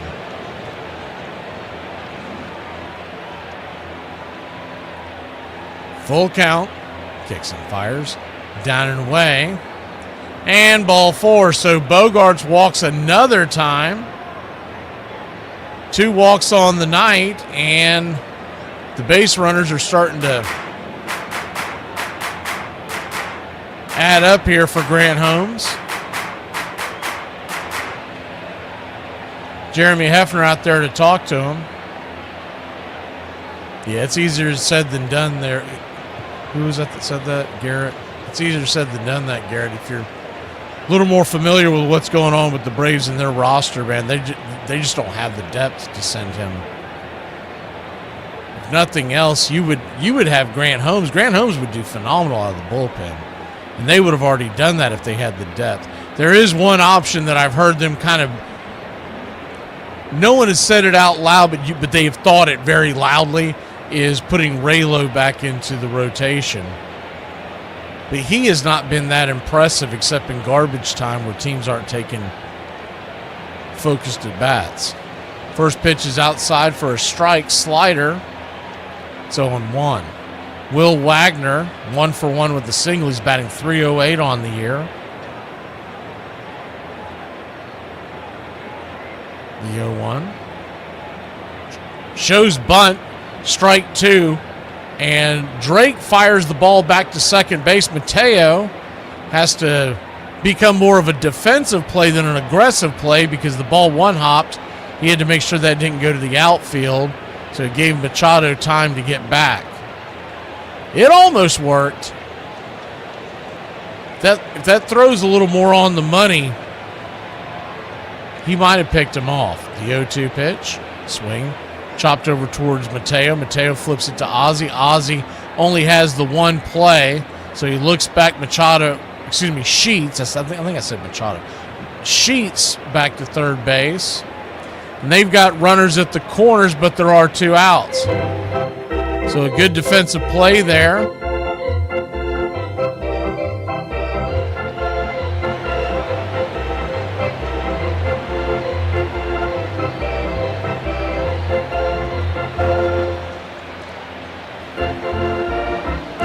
Runners at the corners, 2 outs. Braves trail by 1, bottom of the 4th inning. Duran, the batter, he grounded into a double play his first time up. And the first pitch is a slider down and in. Taken for a ball, it's 1-0. Duran, the hind catcher for the San Diego Padres, just batting .132 on the year. The 1-0 right there for a strike. 1.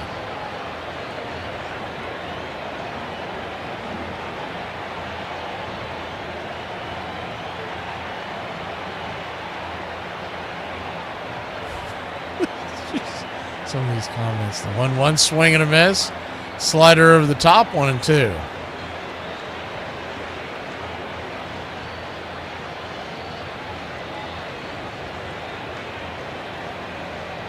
Some of these comments are while we brought that emoji back.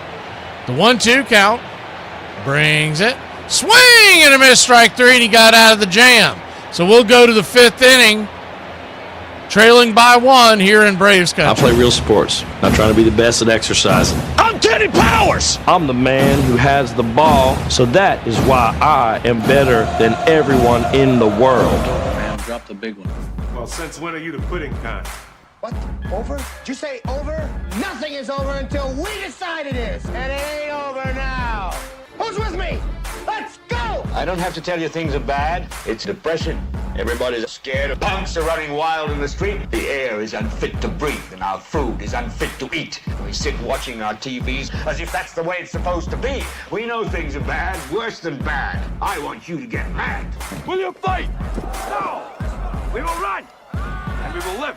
Shame on you. This could be the greatest night of our lives.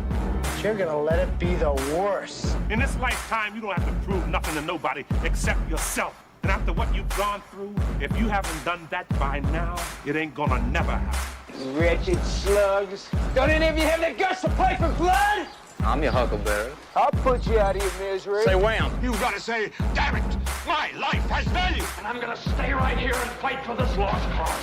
Intruder. Yes, you're an intruder. I was having a perfectly nice trip until you walked into my life. Hey! I'm just lying around. I want you to get up now. I want all of you to get up out of your chairs. I want you to get up right now and go to the window, open it, and stick your head out and yell, I'm as mad as hell, and I'm not gonna take this anymore! Right. Psychotic, but absolutely right. We gotta take these bastards. Are they yelling in Atlanta? Are they yelling in Atlanta? I'm as mad as hell! They're yelling in Atlanta. Son of a... We struck the mother lode! I'm mad as hell! I'm mad as hell! I'm not gonna take it anymore! And this crowd's back into it now. I didn't think you had it in you. You look like somebody just walked over your grave. Play for blood, remember? Like I missed something. Yeah, we're all officially kicked out of school. That makes sense.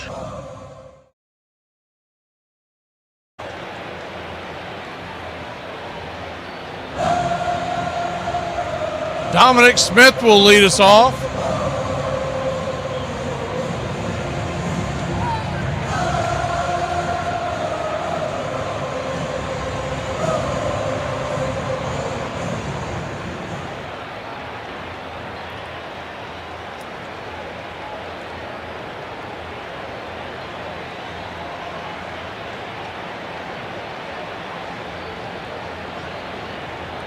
First pitch to Dominic Smith is right there for a strike. It's on 1, the 0-1, outside wide. 1-1.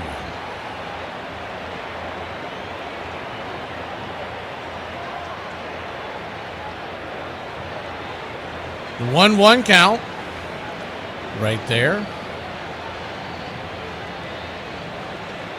1-2. Infield, playing back into the right with the power left-handed bat of Dominic Smith. The 1-2 pitch.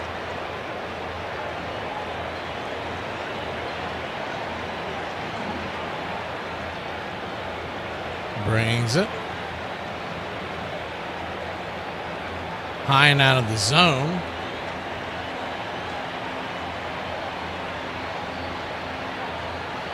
Two and 2.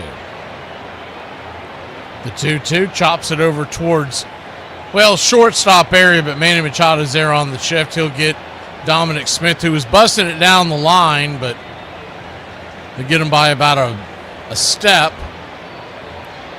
5-3 on the putout, and there's one down.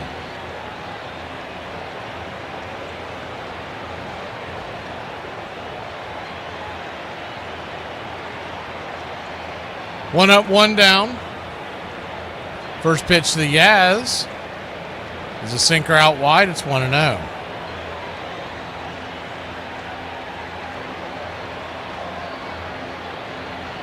Or 0-1, excuse me, the 0-1. Swing, rips it towards center field. That's down for a base hit.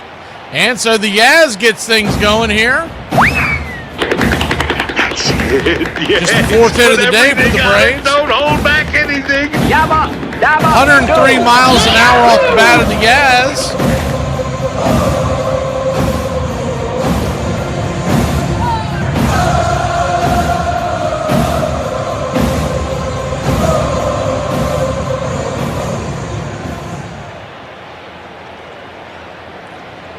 First pitch to Jorge Mateo off the plate for a ball. Slider misses. It's 1-0.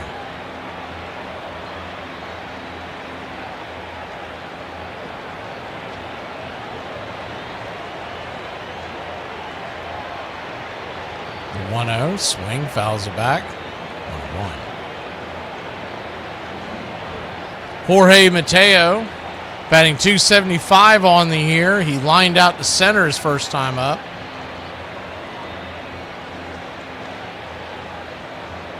Yaz over at first, the infield back into the left. Huge hole on the right side if he can push it through. It's the 1-1 pitch. Sinker up and in, fouls it back, 1-2.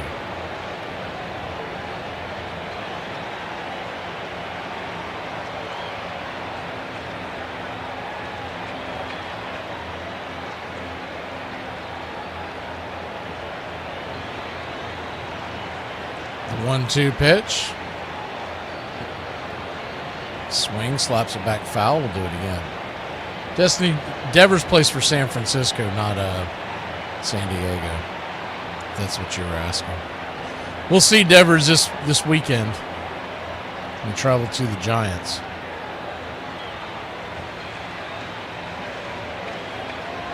One-two count. Fifth pitch of the at-bat, outside wide, 2-2. King is still in a really good spot here. He's only at 56 pitches.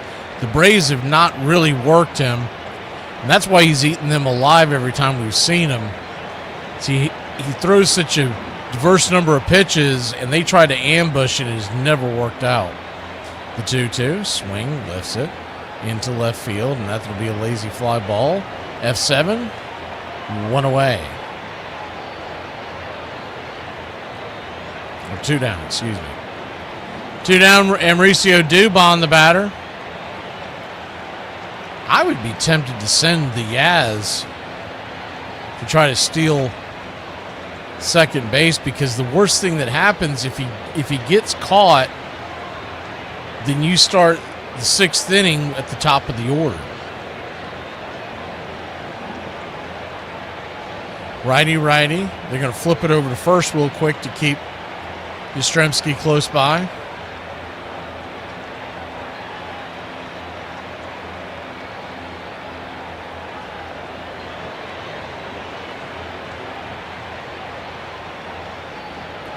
First pitch swinging, bang! Nails it down the line, but foul. He knocked that thing into the upper deck, and that thing left on a shutter, but it was about 20 yards to the left of the foul pole. And he knew it. The 0-1 sweeper. Pitch outside wide. Four-seam fastball misses, 1-1.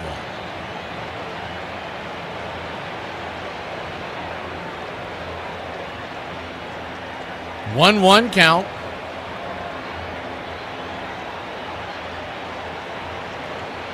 Brings it upstairs for a strike, sinker, 1-2. Dubon now down to his last strike, trying to keep this inning alive. Standing on deck is Drake Baldwin. The 1-2. Down and away, 2-2. Yeah, that was a pretty funny exchange with the whole...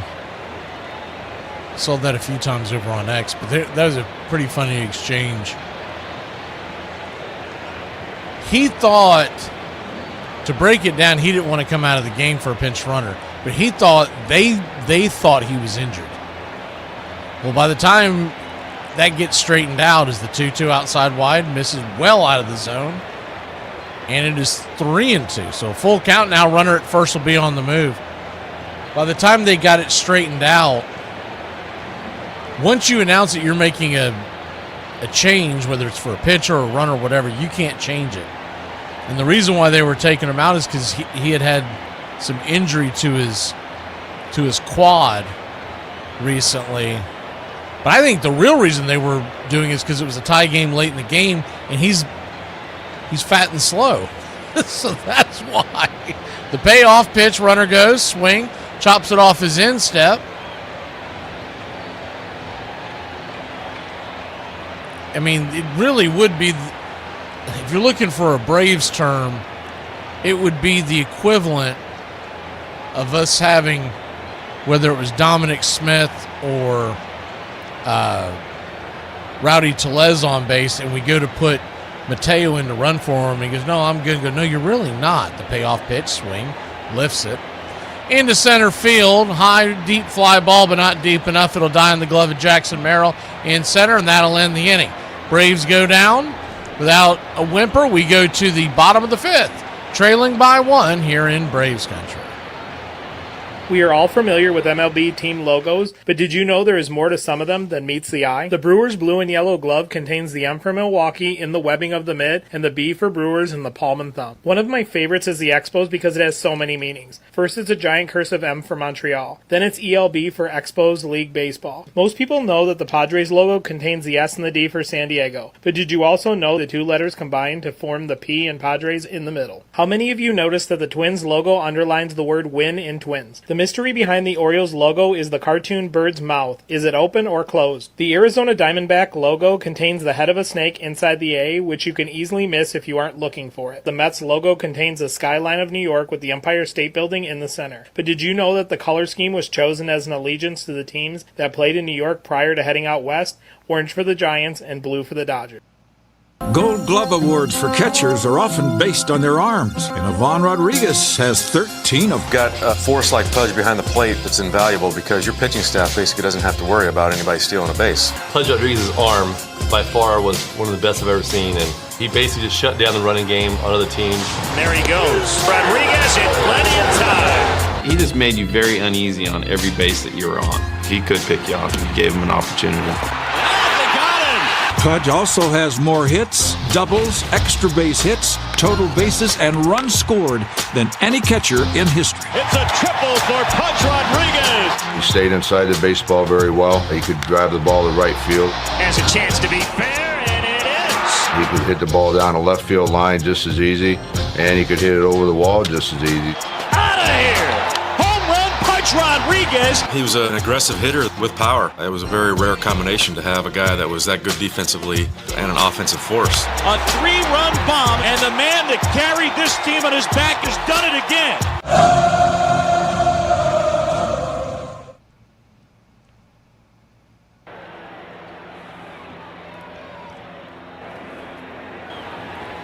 One to nothing your score. We go to the bottom of the fifth. Grant Holmes back out there on the bump. Fifth inning of work, first pitch. Tries to drop a bunt down the line. It's 0-1.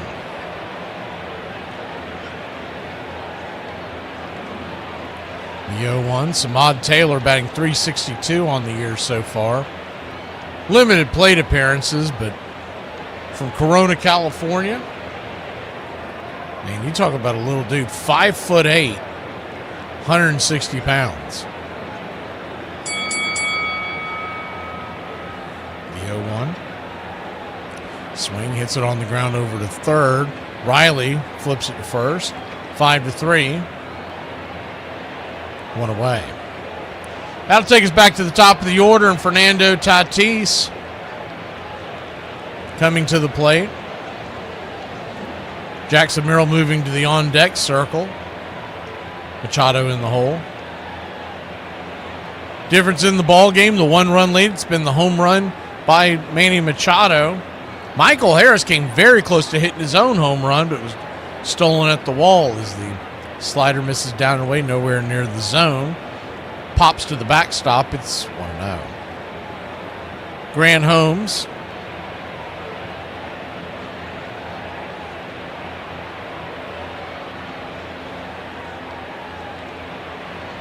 Brings the sinker in. Punches that down the line foul.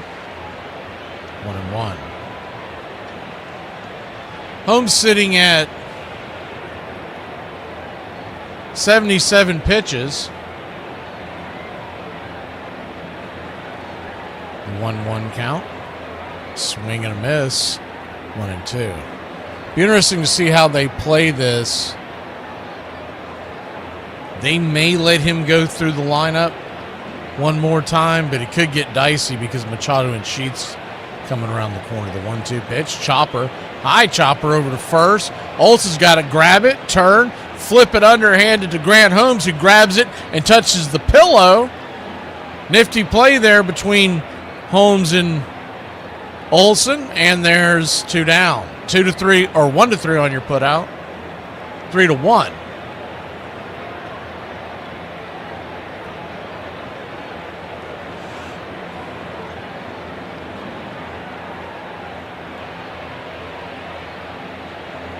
Righty-lefty now. Jackson Merrill takes the first pitch, cutter inside for a ball. It's 1-0. Infield back into the right.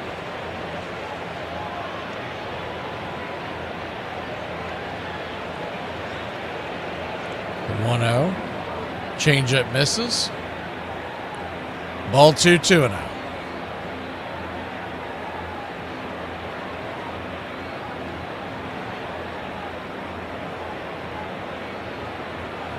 The 2-0 count. Four-seamer right there on the inner track. 2-1.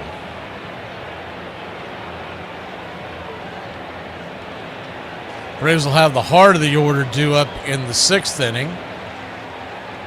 Pitch on the way, swing, fouls the curve off. 2-2.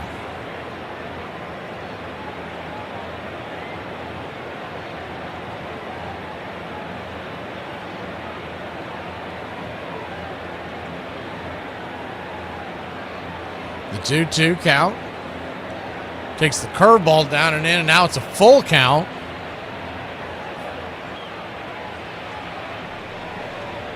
And standing on deck is Machado, and you wonder if they'll let him face him after giving up that big home run last time around. The 3-2. Slaps it foul down the line.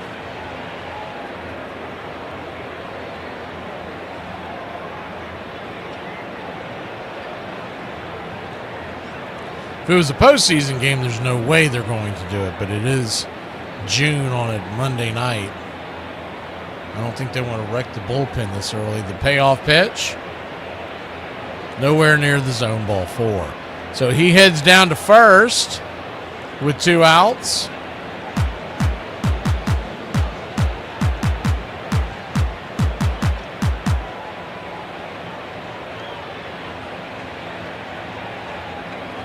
Manny Machado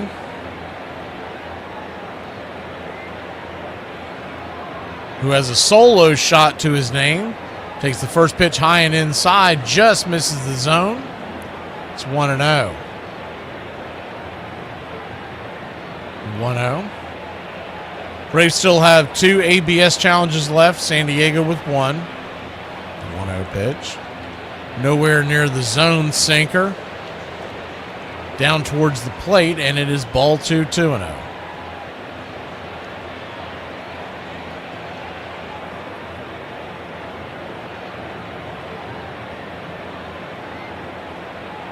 The 2-0 count. Quick turn and a flip over to first. Keep the runner close by. The Braves do have Diddy Fuentes warming up in the pen. Oh, wow, the Rockies walked off the Red Sox. I was wondering what that Waldis Chapman comment was about, the 2-0. Right there, four-seamer at the knees, 2-1. I don't know if it's fair to to rake someone over the coals in any game that's played in Colorado. Between that and Sacramento these days, you want to make sure you don't throw the baby out with the basketball water. He's going to get traded anyways, with the Red Sox being out of the race. The 2-1 count. Check swing right there. Good sinker. Finally clipped the zone, 2-2. So once again, he's a strike from getting out of the jam.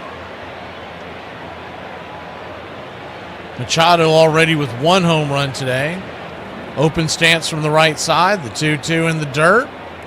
And now the runner at third as that ball misses well south of the zone. It's 3-2. Runner at first will be off to the races. The infield is back and to the left. Standing on deck is Sheets. Power hitting from the left side. The payoff pitch nowhere near the zone, ball 4. So he'll head on down to first, and you wonder if that might be the last batter for Grant Holmes.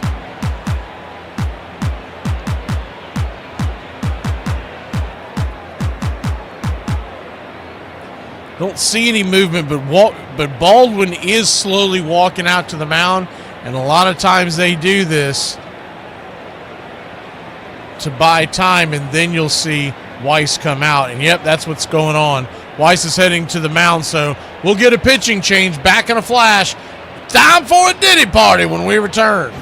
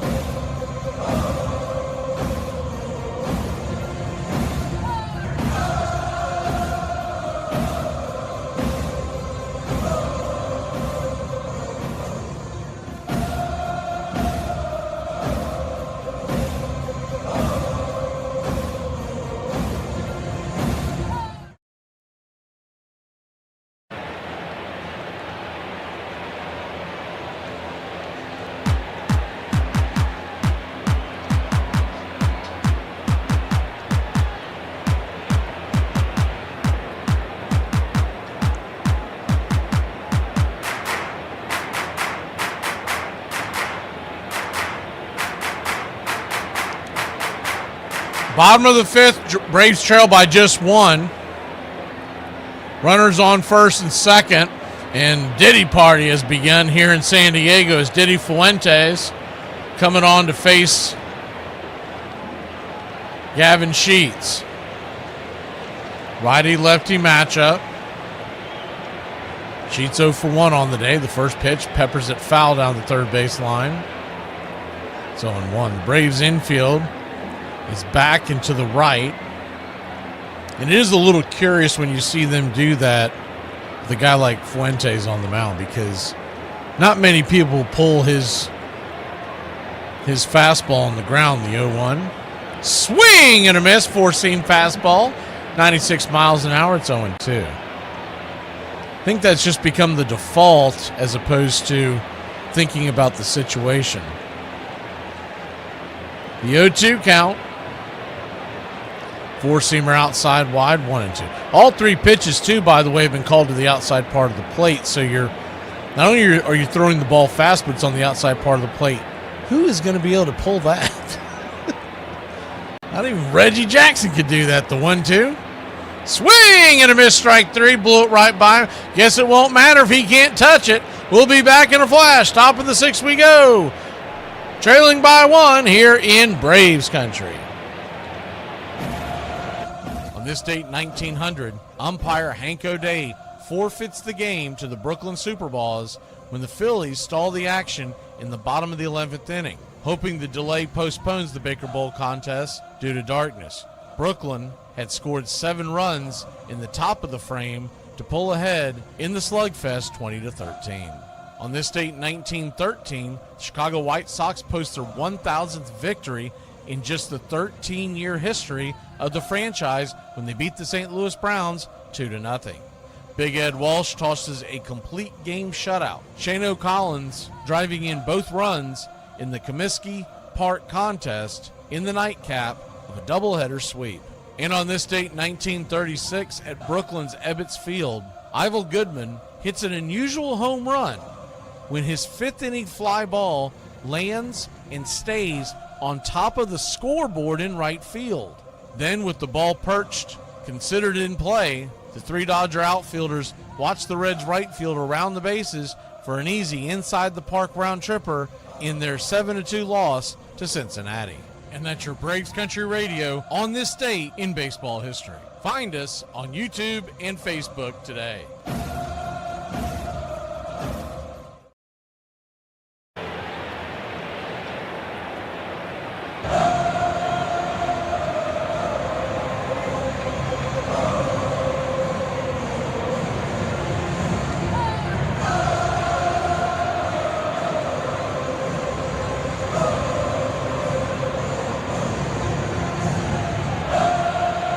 Welcome back.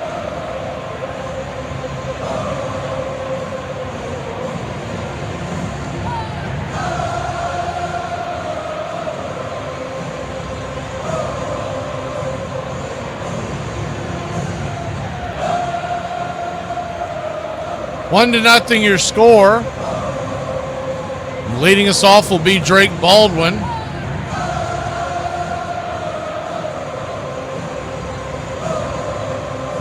Followed by Olsen and Ozzie Albies.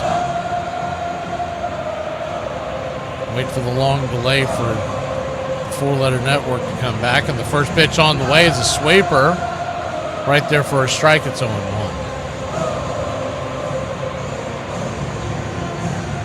The 0-1. Takes some fire. Swing and a miss. 0-2. So an 0-2 count.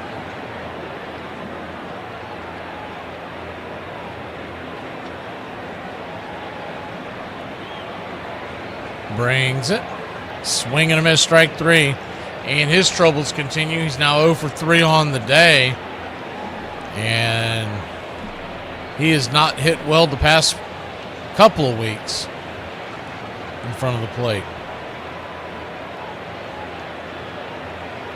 Might still be working some stuff out. Remember, he hit that home run when he first came back from the IL, and you're like, all right, he's back, and he hasn't really done much since. First pitch to Matt Olson's high and inside.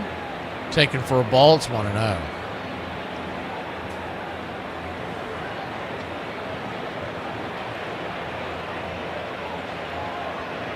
The 1-0 to Olson. Drops a sweeper in there. Good snap. 1-1. He's got such good movement on his sweeper. It's hard to call that pitch a sweeper. The 1-1 pitch. Down and in, slider. 2-1. One swing can tie this baby up. The Braves trail 1-0. No runs, 4 hits. No errors for Atlanta. 1 run, 3 hits. No errors for San Diego.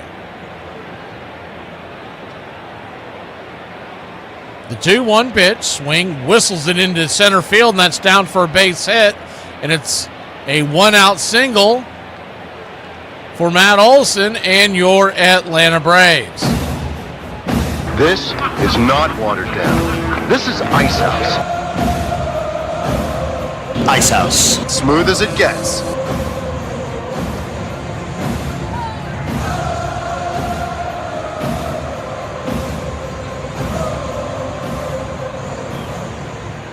Ozzie Albies the batter. He has flown out to center 2 times. First pitch. It's a sinker upstairs for a strike. It's 0-1.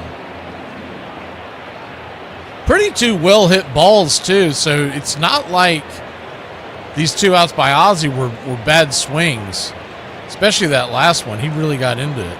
The 0-1 pitch, swing, hammers it over to first. They're going to throw it down to second. The ball gets away. The ball gets into left field. Matt Olson's going to head on down to third, and that'll be an E3 as Olson takes the extra base, and your Atlanta Braves have the tying run 90 feet away. Ooh, the ball hit Olson in the hand.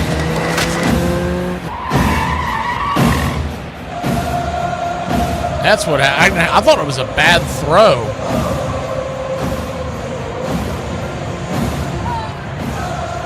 I guess technically it is a bad throw if you hit the guy's hand, but it was pretty much on the money. Olson's left hand, hopefully he's okay, as he's kind of flexing it over there. Hit him in the left hand as he was going by. The 1-0 to Harris. He clocked one earlier. Pitch upstairs for a strike. Change up 1-1.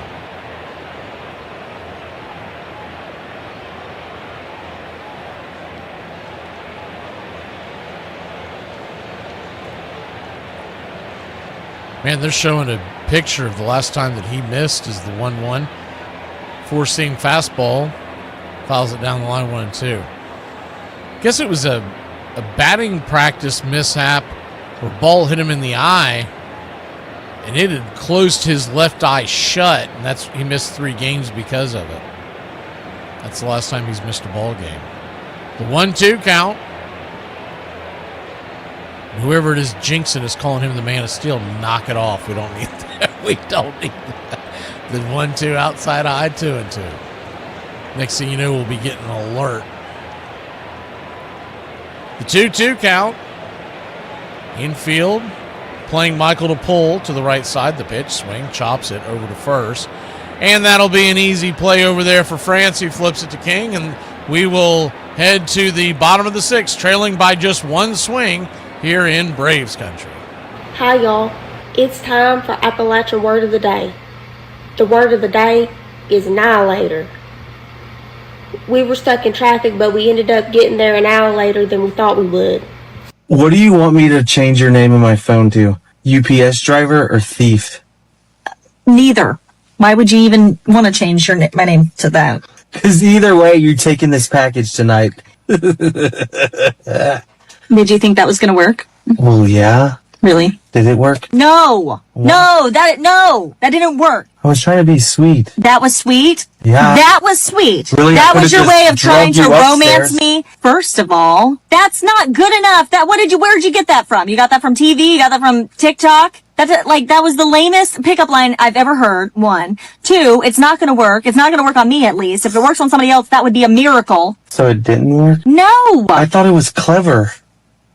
So you're not getting any packages? No. When I say I'm pre-gaming before I go out, what I actually mean is I'm taking a nap and hoping somebody cancels before I wake up. Leading off, number 24, Ricky Henderson. Let me first say that he's the best leadoff hitter of all time, without a doubt. He was made to play baseball. He had all the tools, just an incredible physical specimen that used his talent to the max. With a record 81 leadoff home runs, the most runs scored. I think a lot of players, steal a base and then they get caught. They get the fear to run again. You got to take the fear out. And I don't think that we'll ever know how great this guy was unless we ask Ricky Henderson. Today, I'm the greatest of all time.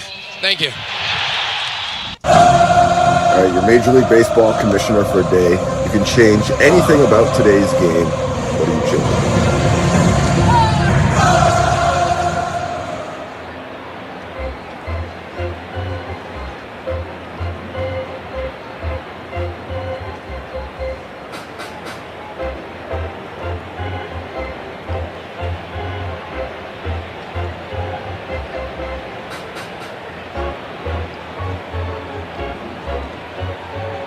One to nothing your score. We go to the bottom of the 6th.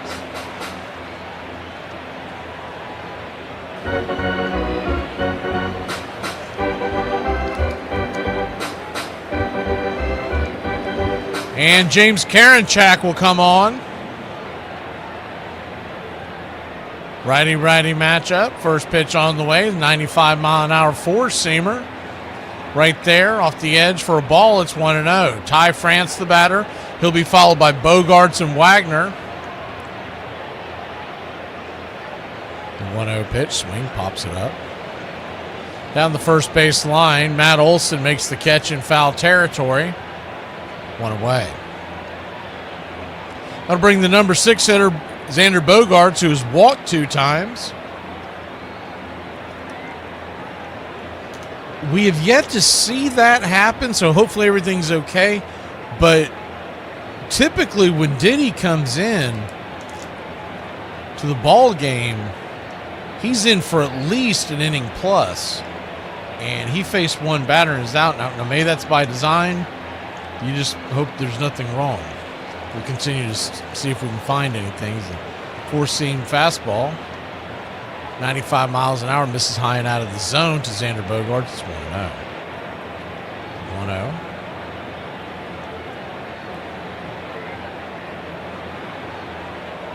Fastball up and in, just misses the spot. 2-0. 2-0 count. It might be just as simple as they don't want to burn a lot of outs with him with the Braves trailing. The 2-0 right there, curveball. Just touches the inner black. It's 2-1. Same two teams tomorrow night, a little earlier start time, 9:40. Come on the air at 9:15, get you ready. The 2-1 pitch, swing, lifts it. High into left field, deep, going down the track, making the catch in foul territory. In the corner there is Mauricio Dubon. 2 down. Good running catch there. Not a ton of foul territory in left field here at Petco Park. Had just enough before he ran out of room. So tomorrow's 9:15 we come on the air. Then Wednesday is 8:15. Righty-lefty matchup, pitch outside. Start the at-bat versus Wagner. 1-0. 1-0. James Karinchak brings it. Curve in the dirt. Ball 2-2-0.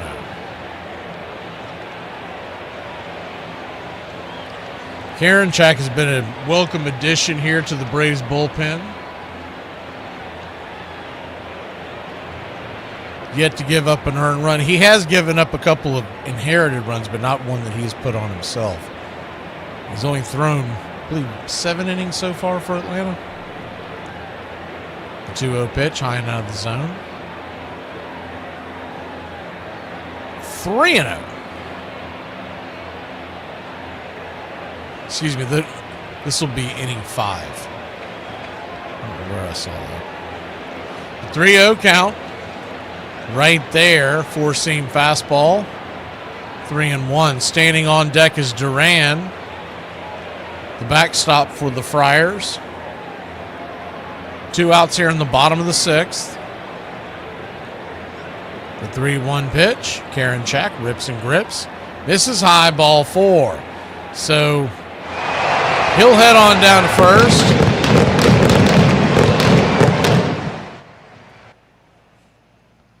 False alarm on there. I hit the wrong button.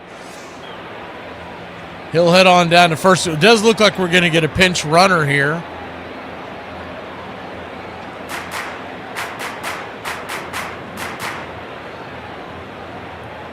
And, oh, would we have a field day for this guy to be on our team?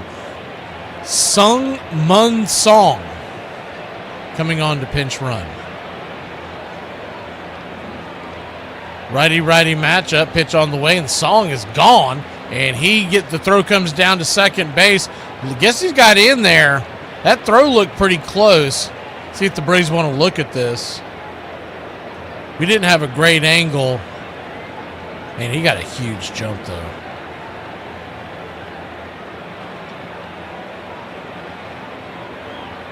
He got an enormous jump. Yeah, he's in there. Didn't have a great slide. He kind of belly flopped, but he got to the bag in time. Song is 6 foot, 194 pounds. And he's out of South Korea.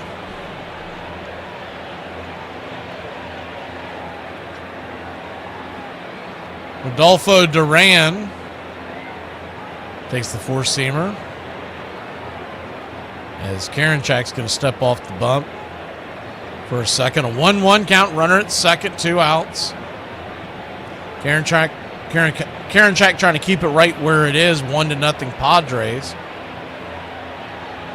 The 1-1. Turns and kicks. Misses high. 2-1.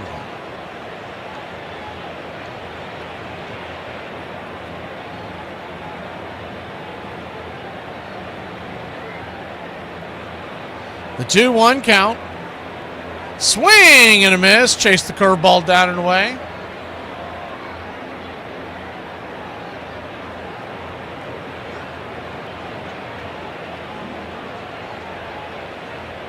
The 2-2. Caught looking strike three. Punch him out on the inner track, and that'll end the inning. Braves trail by 1. We go to the top of the 7th. Needing one swing to tie it here in Braves country. Okay, so you guys keep asking me, what was it about my wife that attracted me the most? I fell in love the moment she told me that she was bi. I'm bi. You wrong. I never said that to you. Of course, I found out later she meant polar, but oh, it's a condition! It's a condition!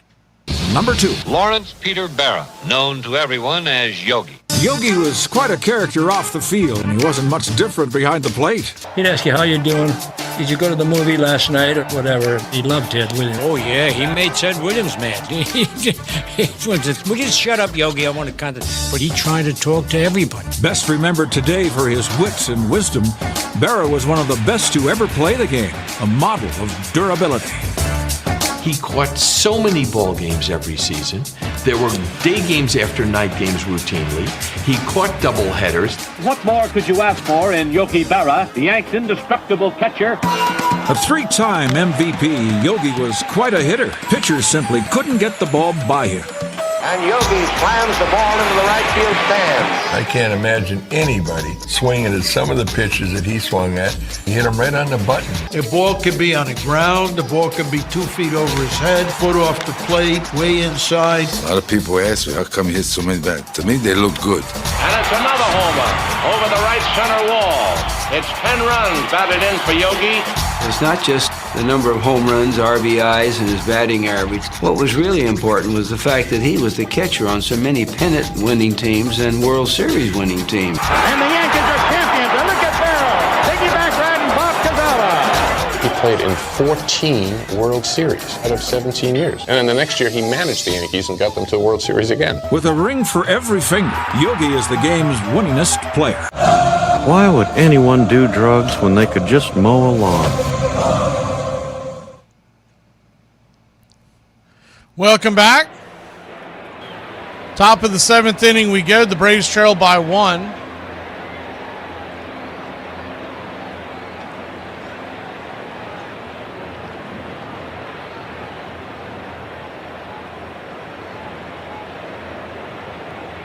Righty-righty matchup. First pitch is outside wide. To Austin Riley, it's 1-0.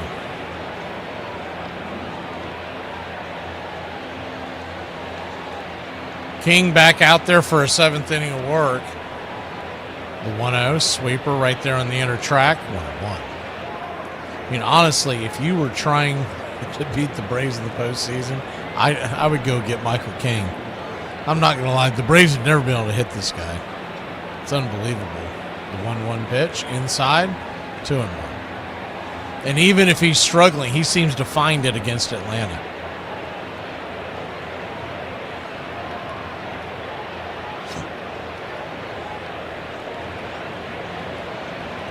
The 2-1 pitch is a sinker well off the plate, 3-1.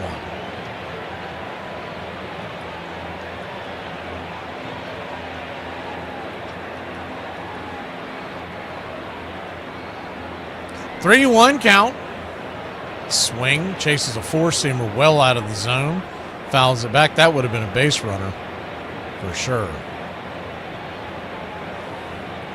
Braves trying to avoid from being shut out for the 5th time this season. Full count. Pitch on the way. Swing, rips it through the middle, and there we go. We got a base hit, and the leadoff runner on. Long turn there at first, but Riley will head back to the base, and it is a leadoff single. He thought about stretching it into 2. You're my boy, Blue! That ball was sizzled. 110 miles an hour off the bat of Austin Riley. Dominic Smith coming to the plate. 3rd time through the lineup. Smith is 0 for 2. 2 ground outs. First pitch, swing, pops it up. That'll be a lazy can of corn into shallow left field, F6 in your scorecard. One away. You would like to see Dominic try to work that at bat a little more. So 1 down and 1 on, but Yastrzemski coming to the plate, and he had a single to center his last time up, 1 for 2 on the day.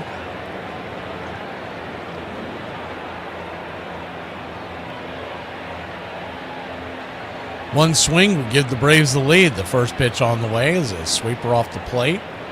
1-0. Meanwhile, back at the ranch, King has thrown 86 pitches. So this would be his last inning, but once again, we did not want to get into the late innings. Trailing is the 1-0 down and in. 2-0 because then you're dealing with Mason Miller.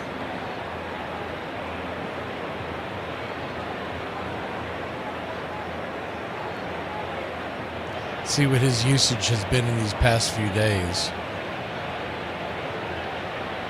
The 2-0 count. Swing, rips it towards center field. Hard hit ball, but stealing another base hit out there is Jackson Merrill. Just before it hit the ground, he'll scoop it and flip it back into the infield, and there's 2 down. That ball was hit hard.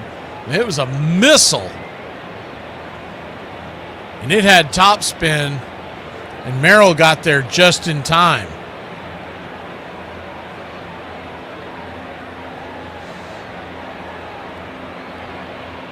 Oh, yeah, good. He's good and rested. He's only pitched 1 time in the last week. So Mason Miller going to be available. First pitch swinging by Mateo's a sinker down the third baseline. It's 0-1. Mateo has lined out to left and lined out to center.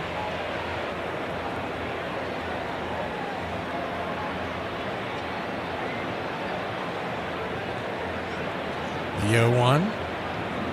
Outside wide. 1-1. Top of the order is due up after Mateo, so if you can keep the line moving, you'll have Dubon and then Baldwin. Riley at first. The 1-1. Outside wide, 2-1. Riley with 2 hits on the night. The only Brave to have 2 hits. Braves have 6 total. Dubon, Olsen, Harris, and Yaz are the others to have base hits. The 2-1 count. Kicks and rips, swing, pops it back foul. Down the right field line, will it stay in play? Will it stay in play? It will bend out of play as Tatis gave chase down the right field line.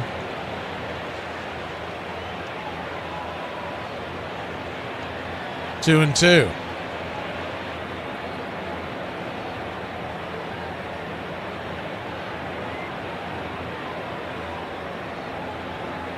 The 2-2.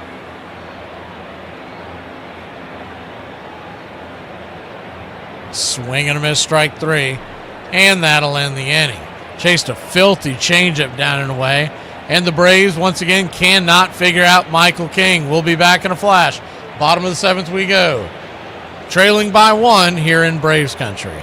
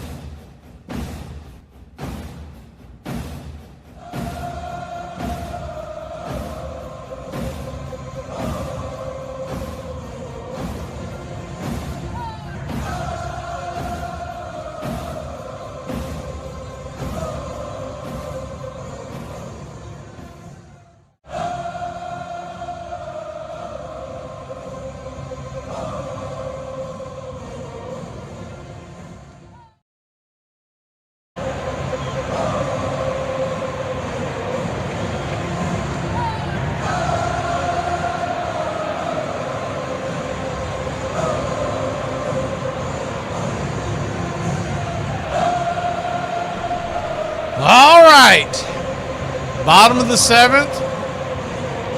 Braves going to send Karinchak back out there to keep it right here at 1-0 deficit. First pitch is a four-seamer fouled back into the night. It's 0-1. Taylor, the number 9 hitter, will be followed by Tatis and Merrill. The 0-1, bang, right there at the knees, four-seam fastball. It's 0-2.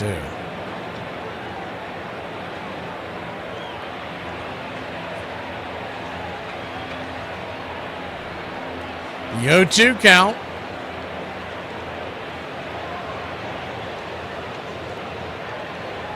Karinchak comes set.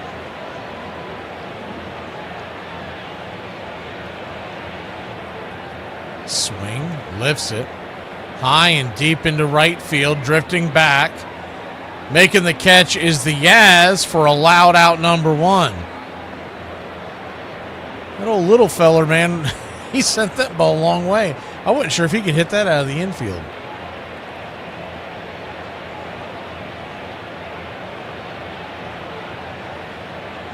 One up, one down, and Fernando Tatis, who's 1 for 3 on the night, comes to the plate.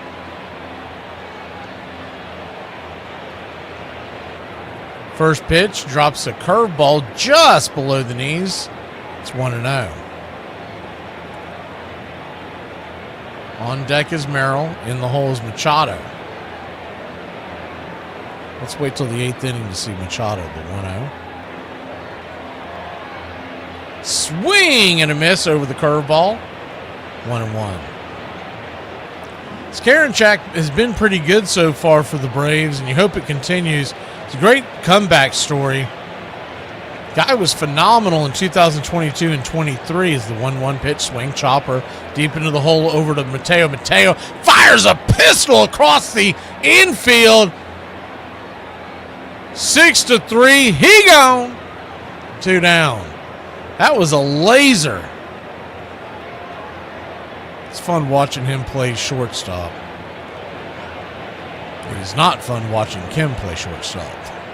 Walt Weiss is coming out here, and that's it, as they are going to get Karinchak out of the game. So we'll be back in a flash. Merrill coming to the plate, most likely a lefty coming in for the Braves.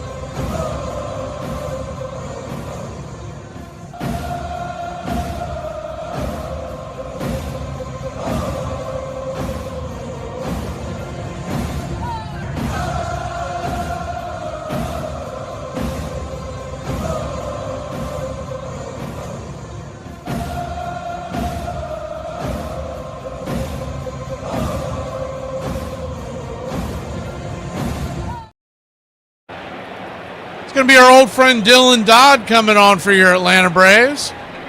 Good to see Dodd get some action here. First pitch on the way is a sinker. A little bit off the plate, but we got the call. It's 0-1. Lefty-lefty matchup.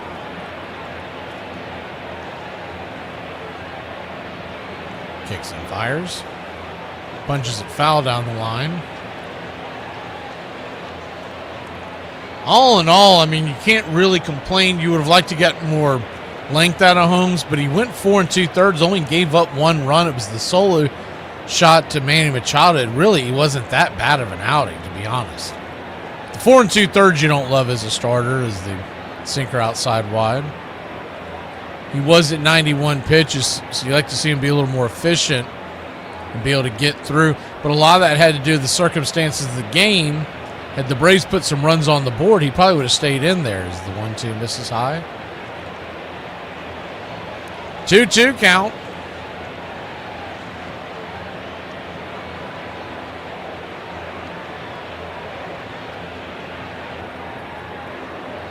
Kicks and fires. Swing. Slices it back foul. We'd like to see the Braves get in onto the scoreboard before we see the 9th inning, because that would most definitely bring in Mason Miller, who has a .87 ERA and 20 saves already, the 2-2. Misses high, full count.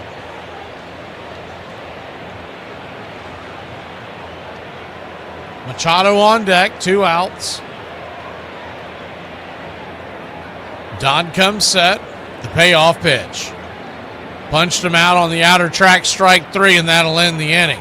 Merrill didn't like it. That was 2 pitches in that at bat that were not in the zone. Livensparger, not good, but we'll take it. We'll be back in a flash here on Braves Country. 106 miles from Chicago. Got a full tank of gas, half a pack of cigarettes. It's dark, and we're wearing sunglasses. Hit it. I have come here to chew bubblegum and kick ass. And I'm all out of bubblegum. It's happy hour. When wins become losses and losses become wins. You guys going to happy hour? I'll come for a couple. Just a couple, though. Not like last time. I need a drink. When buying a beer, buying only one beer can cause a misalignment in your spine due to the uneven weight distribution. This can cause unnecessary back pain and potential spine issues. To prevent this, carry 2 beers, ensuring your body is balanced and proper health maintained. Afternoon, everybody. Put my pants on, one leg at a time. Does Barry Manilow know that you raid his wardrobe? Guess what? I got a fever, and the only prescription... Ladies and gentlemen, we interrupt our program of dance music to bring you a special bulletin from the Intercontinental Radio News. You're in Braves country. Everybody drink a beer. Salad. They're making it laws where you can't drink when you want to. This stinks! Pretty soon we're going to become this country. This is total BS! Oh, yeah. For me and the Lord, you gotta understand it. We're on a mission from God.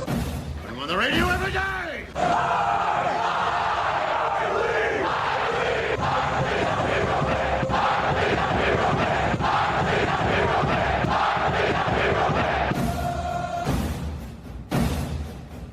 If you want to stop me, you're gonna have to kill me!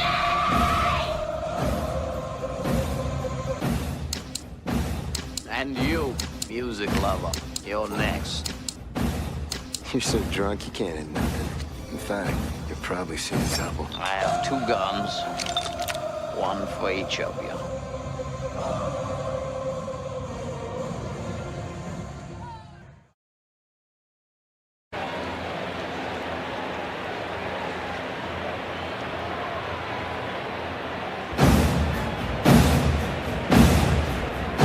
Welcome back. Mauricio Dubon leads us off, and we finally got rid of Michael King. Goodbye. He is gone. 7 innings, 5 strikeouts, 6 hits, no runs. And Morion comes to the plate, comes to the bump, excuse me. The left-hander fires the first pitch up and in for a strike to Dubon. 0-1, 3.69 ERA in 39 innings. The 0-1 swing and misses wildly at a changeup at his shoelaces. 0-2.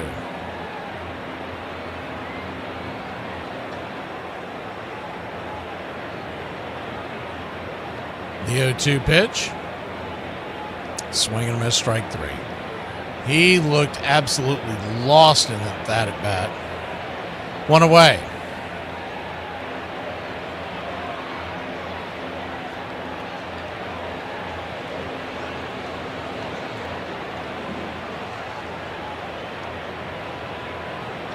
Not a single one of those swings was close to the ball. First pitch on the way to Drake Baldwin. That's one way to not to look foolish. Don't swing. Slider right there for a strike. It's 0-1.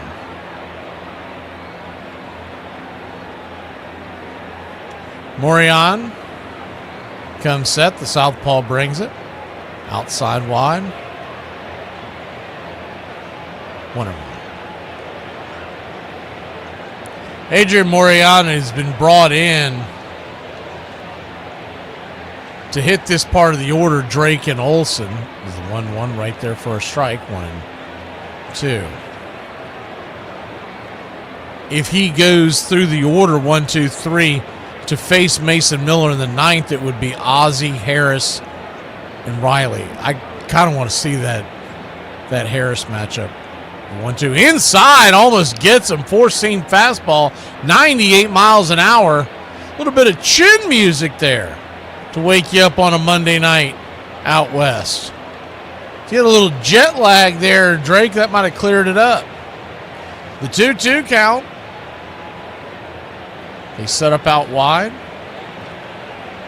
Brings it. Swing just got a piece of that in and out of the glove of the backstop Duran. I think it might have got a piece of him as well.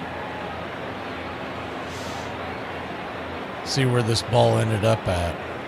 No, I mean, it hit right in the glove. He's holding his hand. I don't know if it jammed a finger or what, but he's definitely wincing after that. The 2-2 count.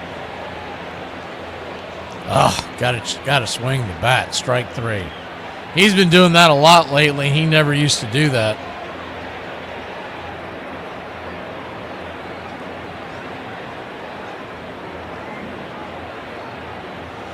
So we're down to our last out here in the 8th. Matt Olson. You can get hold of one of those 98ers. We'll be all tied up. Lefty-lefty matchup. The first pitch. Way high out of the zone. 100 miles an hour. AM is cooking. It's 1-0. We rarely see a bullpen that's as good as ours, but this is what teams face when they face the Braves. You're like, man, you fall behind.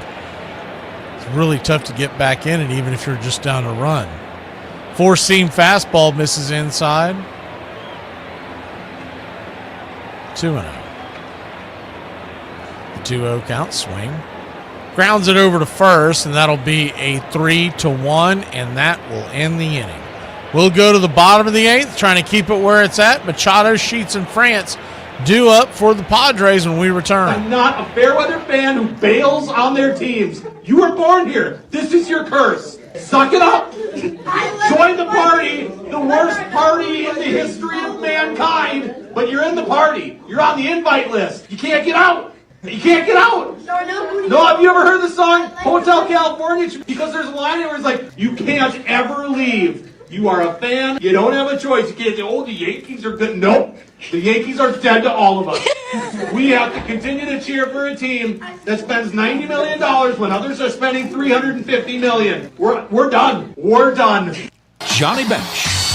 Possessed with an intimidating throwing arm, no one was better behind the plate than this two-time MVP, and he changed the very nature of the game. John Bench revolutionized the game two ways. Number one, he really became the first prominent catcher to catch one-handed and not two-handed. Number two, his footwork. I had never seen catchers' feet move so quickly when they would explode out of the box and throw down to second base. There we go. Bench's throw right on the money. Look at that kid throw. And the key was his ability to throw would-be base stealers out. It's the nearest thing to suicide to run on the kid from Oklahoma. And then there was his bat. The 14-time All-Star hit 389 home runs and finished with almost 1,400 RBIs. It was enough as a defensive catcher what he did for the team, but it was like an added bonus to have a guy like Johnny Bench in the middle of your lineup being an integral part of the Big Red Machine. With Bench behind the plate, the Reds won 4 pennants and captured 2 World Series titles. Bench was the glue that kept that team together. Very smart, kept everybody in line, so the manager, Sparky Anderson, really didn't have to do much in the way of discipline. Not everyone thinks Cleopatra was beautiful. That's a Julius Caesar. Welcome back.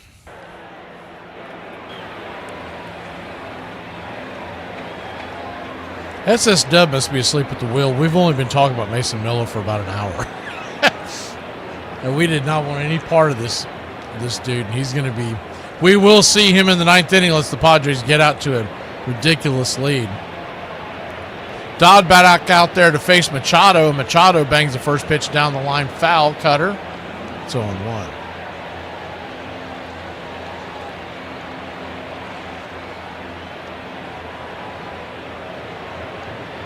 Miller is warming up in the pen. He has not pitched much in the last week or so, mainly because they haven't won many games. So he would be available to pitch in at least 2 of these games. With the slider down and in, it's 1-1. 1-1 count. Down and away, 2-1. Saw some folks that were suggesting that they would trade Mason Miller at the deadline. They're not trading Mason Miller. They had to give up way too much to get him. The 2-1 pitch, swing, fouls it back. 2-2. And I don't think the Braves are going to be in the market for an elite arm, even if he were to become available. Although there's just no way they're trading Mason Miller. When you realize what they had to give up to get Miller, they would ask for so much over the top as the 2-2. Man, that looked like that hit the zone. ESPN cleared the strike zone box out for whatever reason in this inning, but that did hit the zone. Full count. Kicks and fires, fouls it back. Do it again. It's like they have it disappear for whatever reason. It's just... It truly is dumbfounding that the bigger networks are the ones that can't get it right. Fox is terrible. ESPN is awful. I think actually the best one we've seen so far has been Peacock, is the 3-2 fouls it back as far as the national stage is concerned. But I would still take the local market, and not necessarily just Braves Vision, but I'm talking about any of them, their display and the way they bring you the game. The payoff pitch, swing, rips it down the left field line. That's a fair ball. That's going to go into the corner. Machado is going to pick up 2 bases, and it is a leadoff double for the Friars. So a little bit of trouble here for Dylan Dodd.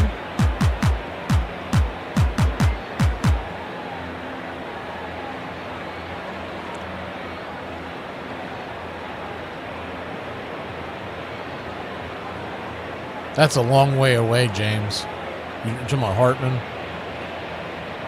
That's 2028 type of talk. 2027 at the very... They might trade him. He might become a piece that they can trade, but he's nowhere near being ready for the bigs. First pitch swinging here is chopped deep into the whole third base side. Riley's got it, but foul territory. 0-1. He's like 19 years old and playing single A. And though he's hitting the ball well, you're not going to put him up against major league pitching. You would absolutely wreck him. The 0-1. Swing, fouls it back. 0-2. We all wish the game was as easy as football, where you could just draft a guy out of college and put him right into your starting lineup and let's go. It doesn't work that way in baseball. There's such a big jump. The 0-2 count. We're showing Trevor Hoffman in the background. Is the 0-2 swing. Sinker smacks the mask of the home plate umpire, Shane Livensparker. Maybe that'll help him with his calls as he tries to shake that one off. Trevor Hoffman looks like hell considering how young he is. He looks like somebody would be panhandling under a bridge. The 0-2 count. Andujar pinch hitting for Sheets. Dodd brings it. Swing and a miss, strike 3. Got him with the cutter down and in. Big strike out there, 1 away.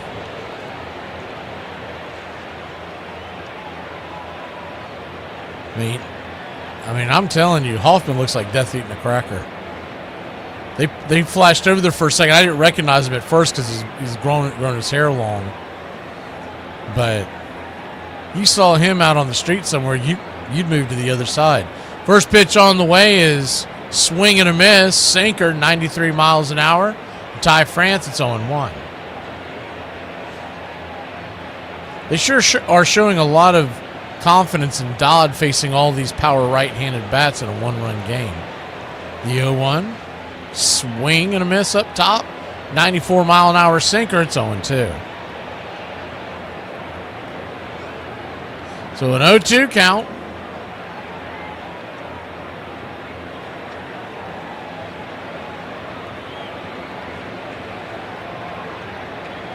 Kicks and fires. Upstairs misses high, 1-2.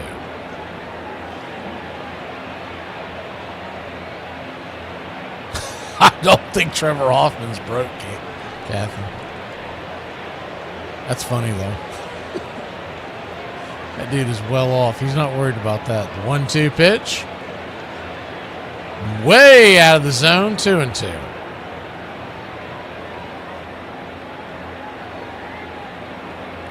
Two count. He's gone 4 consecutive sinkers, by the way.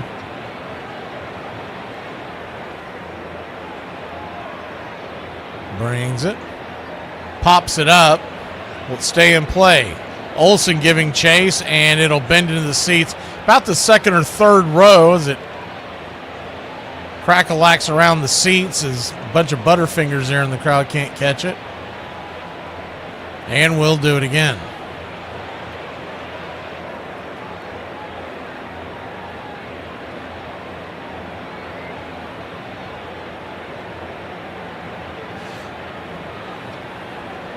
The 2-2. Swing, lifts that one, and that'll go down the right field line, deep into the right field corner, but foul, out of play, and we'll do it again.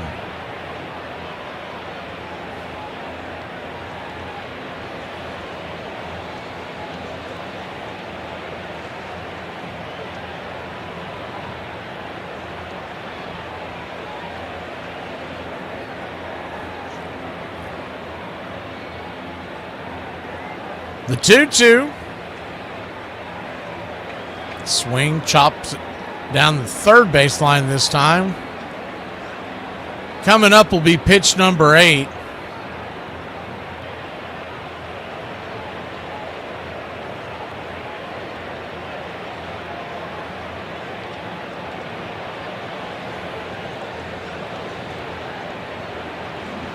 The 2-2. Swing, pops it up.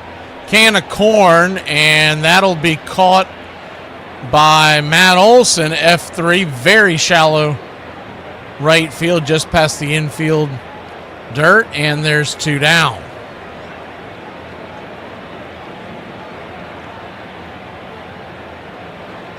Two down, and Xander Bogaerts is due up.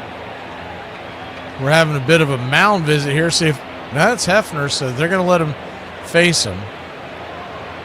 I figured if they're leaving him out this long, they're not going to.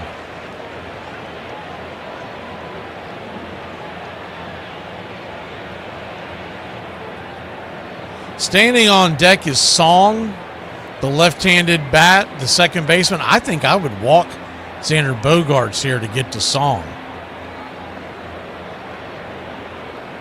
They might do what we saw a couple of days ago, where you throw a couple of pitches outside the zone. If he doesn't chase, then you go after Song.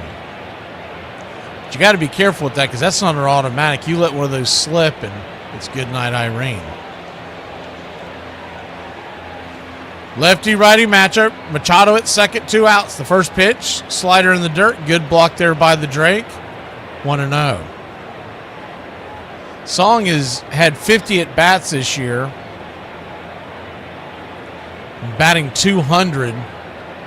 The 520 OPS. I think I'd take my chances with him. The 1-0. Just grabs the bottom of the zone. 1-1.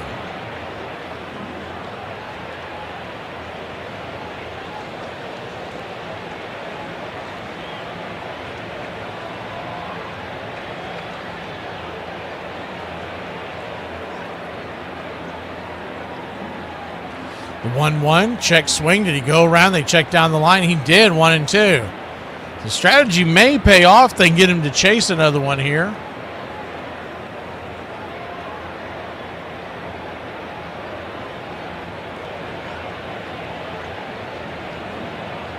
The 1-2 count.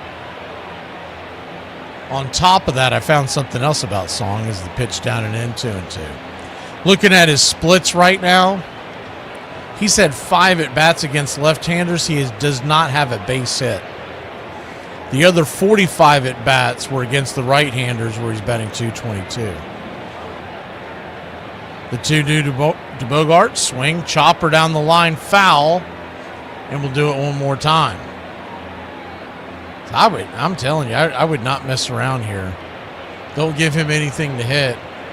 Go after Song. I'm sure that had something to do with the conversation that Hefner had with Dodd. The 2-2 down and in. Ball 3, 3-2. Full count. 2 outs. Machado at second. He'll be running on contact. Dylan Dodd trying to get out of this mess. Time is called by Livensparger behind the plate. Home plate umpire. Now comes set. And all you're doing right here really is just wearing out Dodd's arm when he could go right after Song. The payoff pitch in the dirt. Ball 4, and he'll head on down to first. So Bogarts walks again. It's his 3rd walk of the day.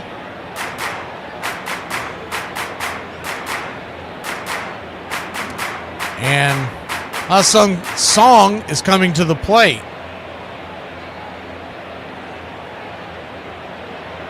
Excuse me, they're going to bring Bowen in to pinch hit. Jason Bowen, or Jace Bowen, excuse me, it's J-A-S-E Bowen. The right-handed bat. 27 at bats, he's got a 111 batting average. A 254 OPS. You still like your chances against him better than Bogarts. First pitch on the way is a sinker. High and out of the zone, it's 1-0. The 1-0. First and second. 2 outs, infield. Back into the left. The 1-0 pitch inside, misses. 2-0. On deck is Duran.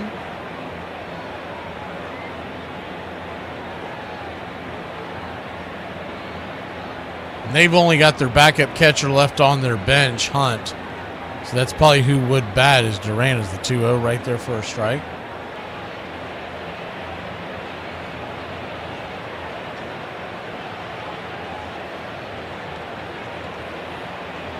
Lefty-righty matchup. This is going to be pitch number 38 for Dylan Dodd. Swing, punches it back, foul, sinker. About letter high. And he's a strike away from getting out of the mess. Deuces wild, 2 on, 2 out, a 2-2 count. Braves trying to keep it right there. Hopefully Mason Miller's thrown his arm out of his socket waiting to come into the game. The 2-2 pitch from Dodd The southpaw brings it. Swing and a miss, strike three, 95 more an hour. High cheese, baby. We go to the ninth, trailing by one swing.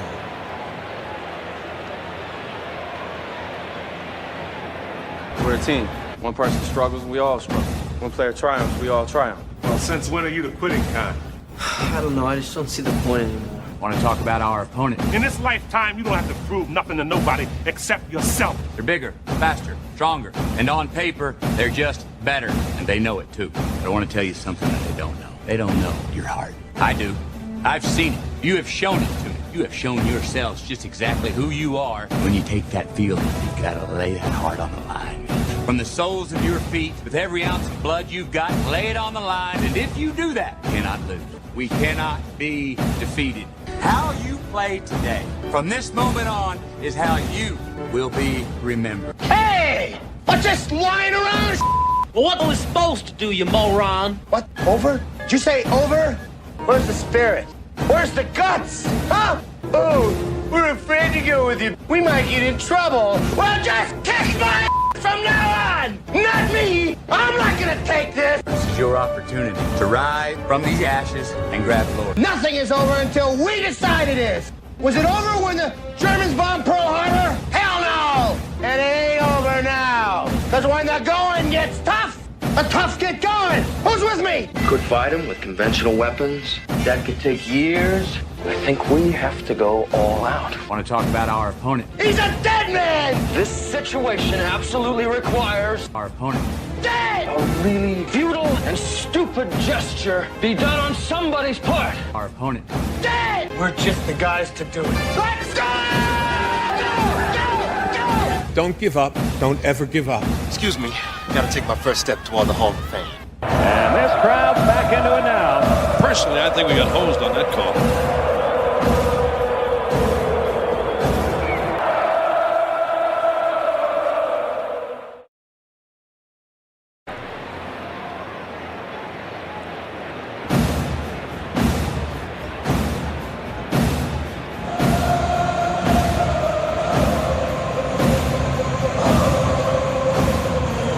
Braves trail by one.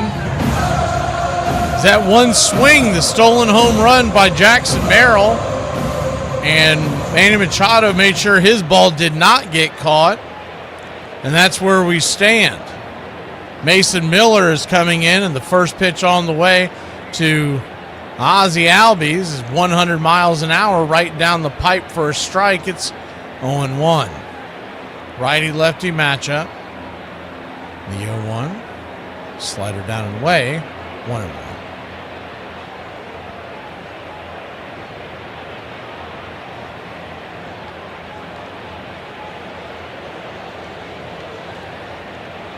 The 1-1. Slider swing and a miss. Down and in. 88. 1-2. Those are the two main pitches he leans on. And there's about a 12 to 14 mile an hour difference, depending on how hard he's throwing that fastball, between the fastball and the slider. The 1-2 swing, lifts it into left field, but not very deep. Making the catch out there in left is Taylor, and that's out number one here in the top of the ninth.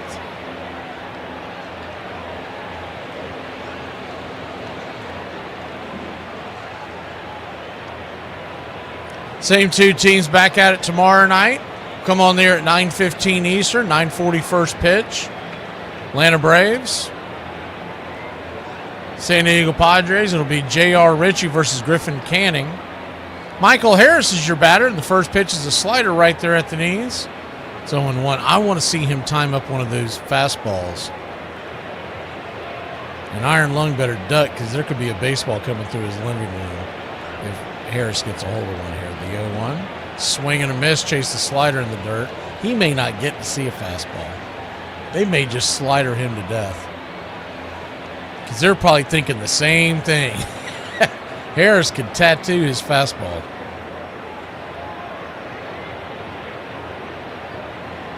The 0-2 count. Swing, chopper down the line.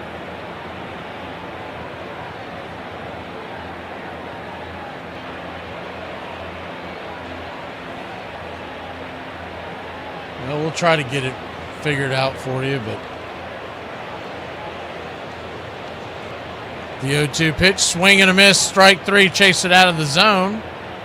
And there's 2 down. 2 down as we try to bring the 3D back in for you.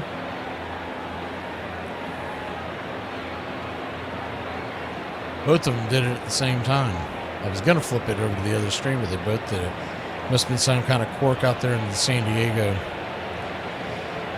First pitch swinging by Austin Riley is going to drop down for a base hit. And it's a 2-out single for your Atlanta Braves. So it's not quite over yet as Austin Riley keeps the game alive. You're my boy, Blue! Blue, you're my boy!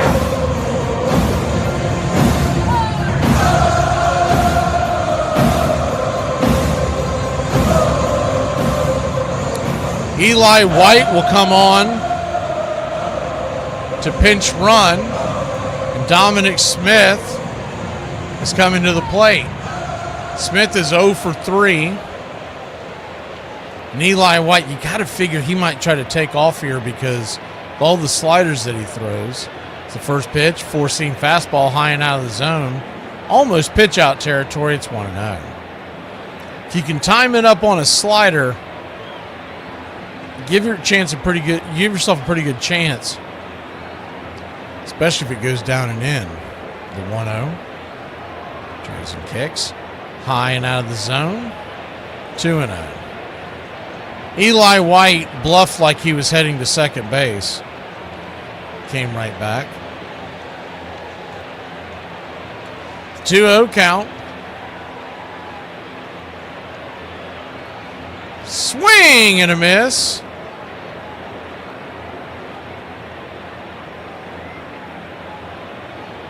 Two and one.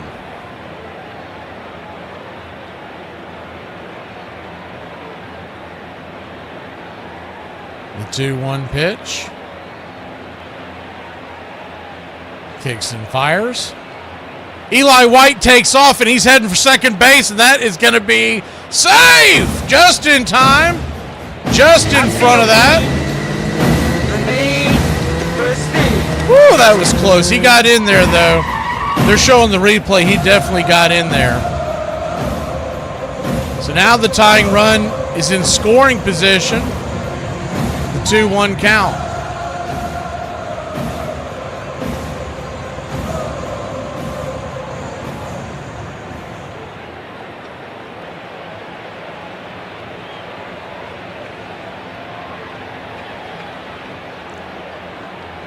The 2-2.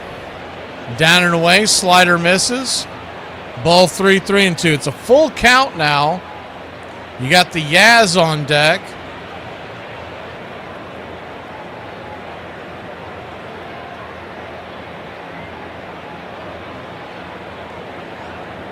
Kicks and fires. Swing. Fouls it away. And it's a full count once again. 102-mile-an-hour fastball trying to end the game there. Braves are down to the last strike. But Eli White, one of the best base runners in all of baseball, is in scoring position. The payoff pitch. Down and in, ball 4. They checked down the line, but he did not go around. First and second, 2 outs. This is a time for leaders to step up. Make us believe again. Eli's faster than Acuna, big truck. Welcome to the United States of you just got nominated. 2 on, 2 out. They're going to have a quick mound visit right now. Mason Miller trying to catch his breath as the Braves have runners on first and second. There are 2 outs. And Yastrzemski coming to the plate.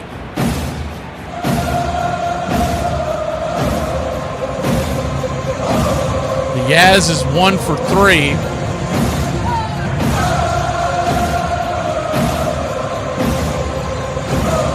You could, in theory, pinch run Dominic Smith.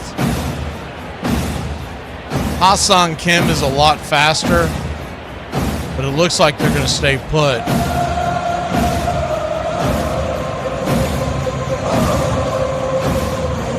You could, with him being the DH, you could then pinch him when it comes around. First pitch on the way to the Yaz is a swing and a miss. Slider at the down below the knees.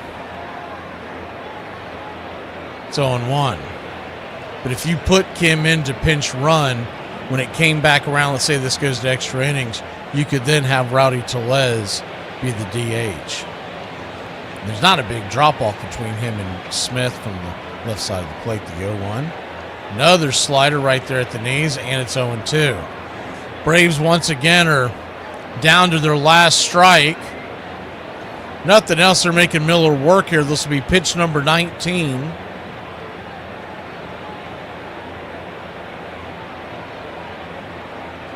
The 0-2. As Yaz steps back in. So he's gone slider. You got to figure the four-seamers coming in after setting him up with the two soft ones. The 0-2. Swing! Fouls it away. Four-seam fastball. Tried to blow it right by him.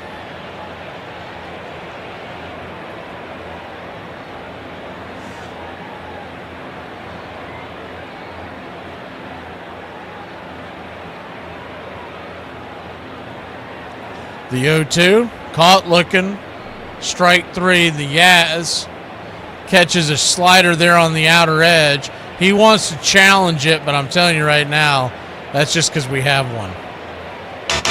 Wrong. And that's going to end the game. Wrong. I think he just got froze by it. After seeing that 102-mile-an-hour fastball, he dropped that slider back in again, and it just buckled his knees.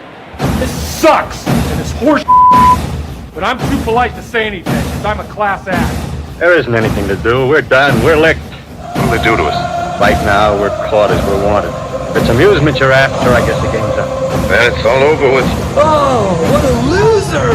So goodbye, everybody, and remember, please, for the next day or so, the terrible lesson you learned tonight. Oh no! We suck again! Braves lose a tough one, 1-0. 1 run, 4 hits, 1 error for San Diego. No runs, 7 hits for Atlanta.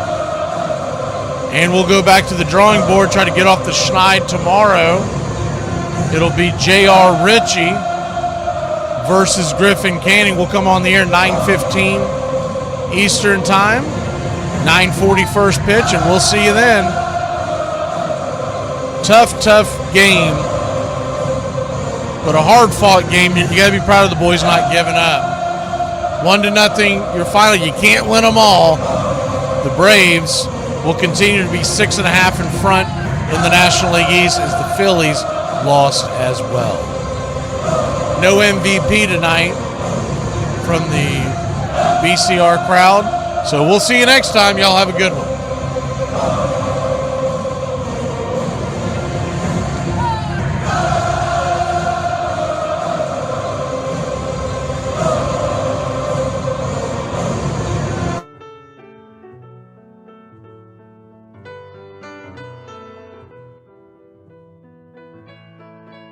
Casey at the Bat by Ernest Lawrence Thayer.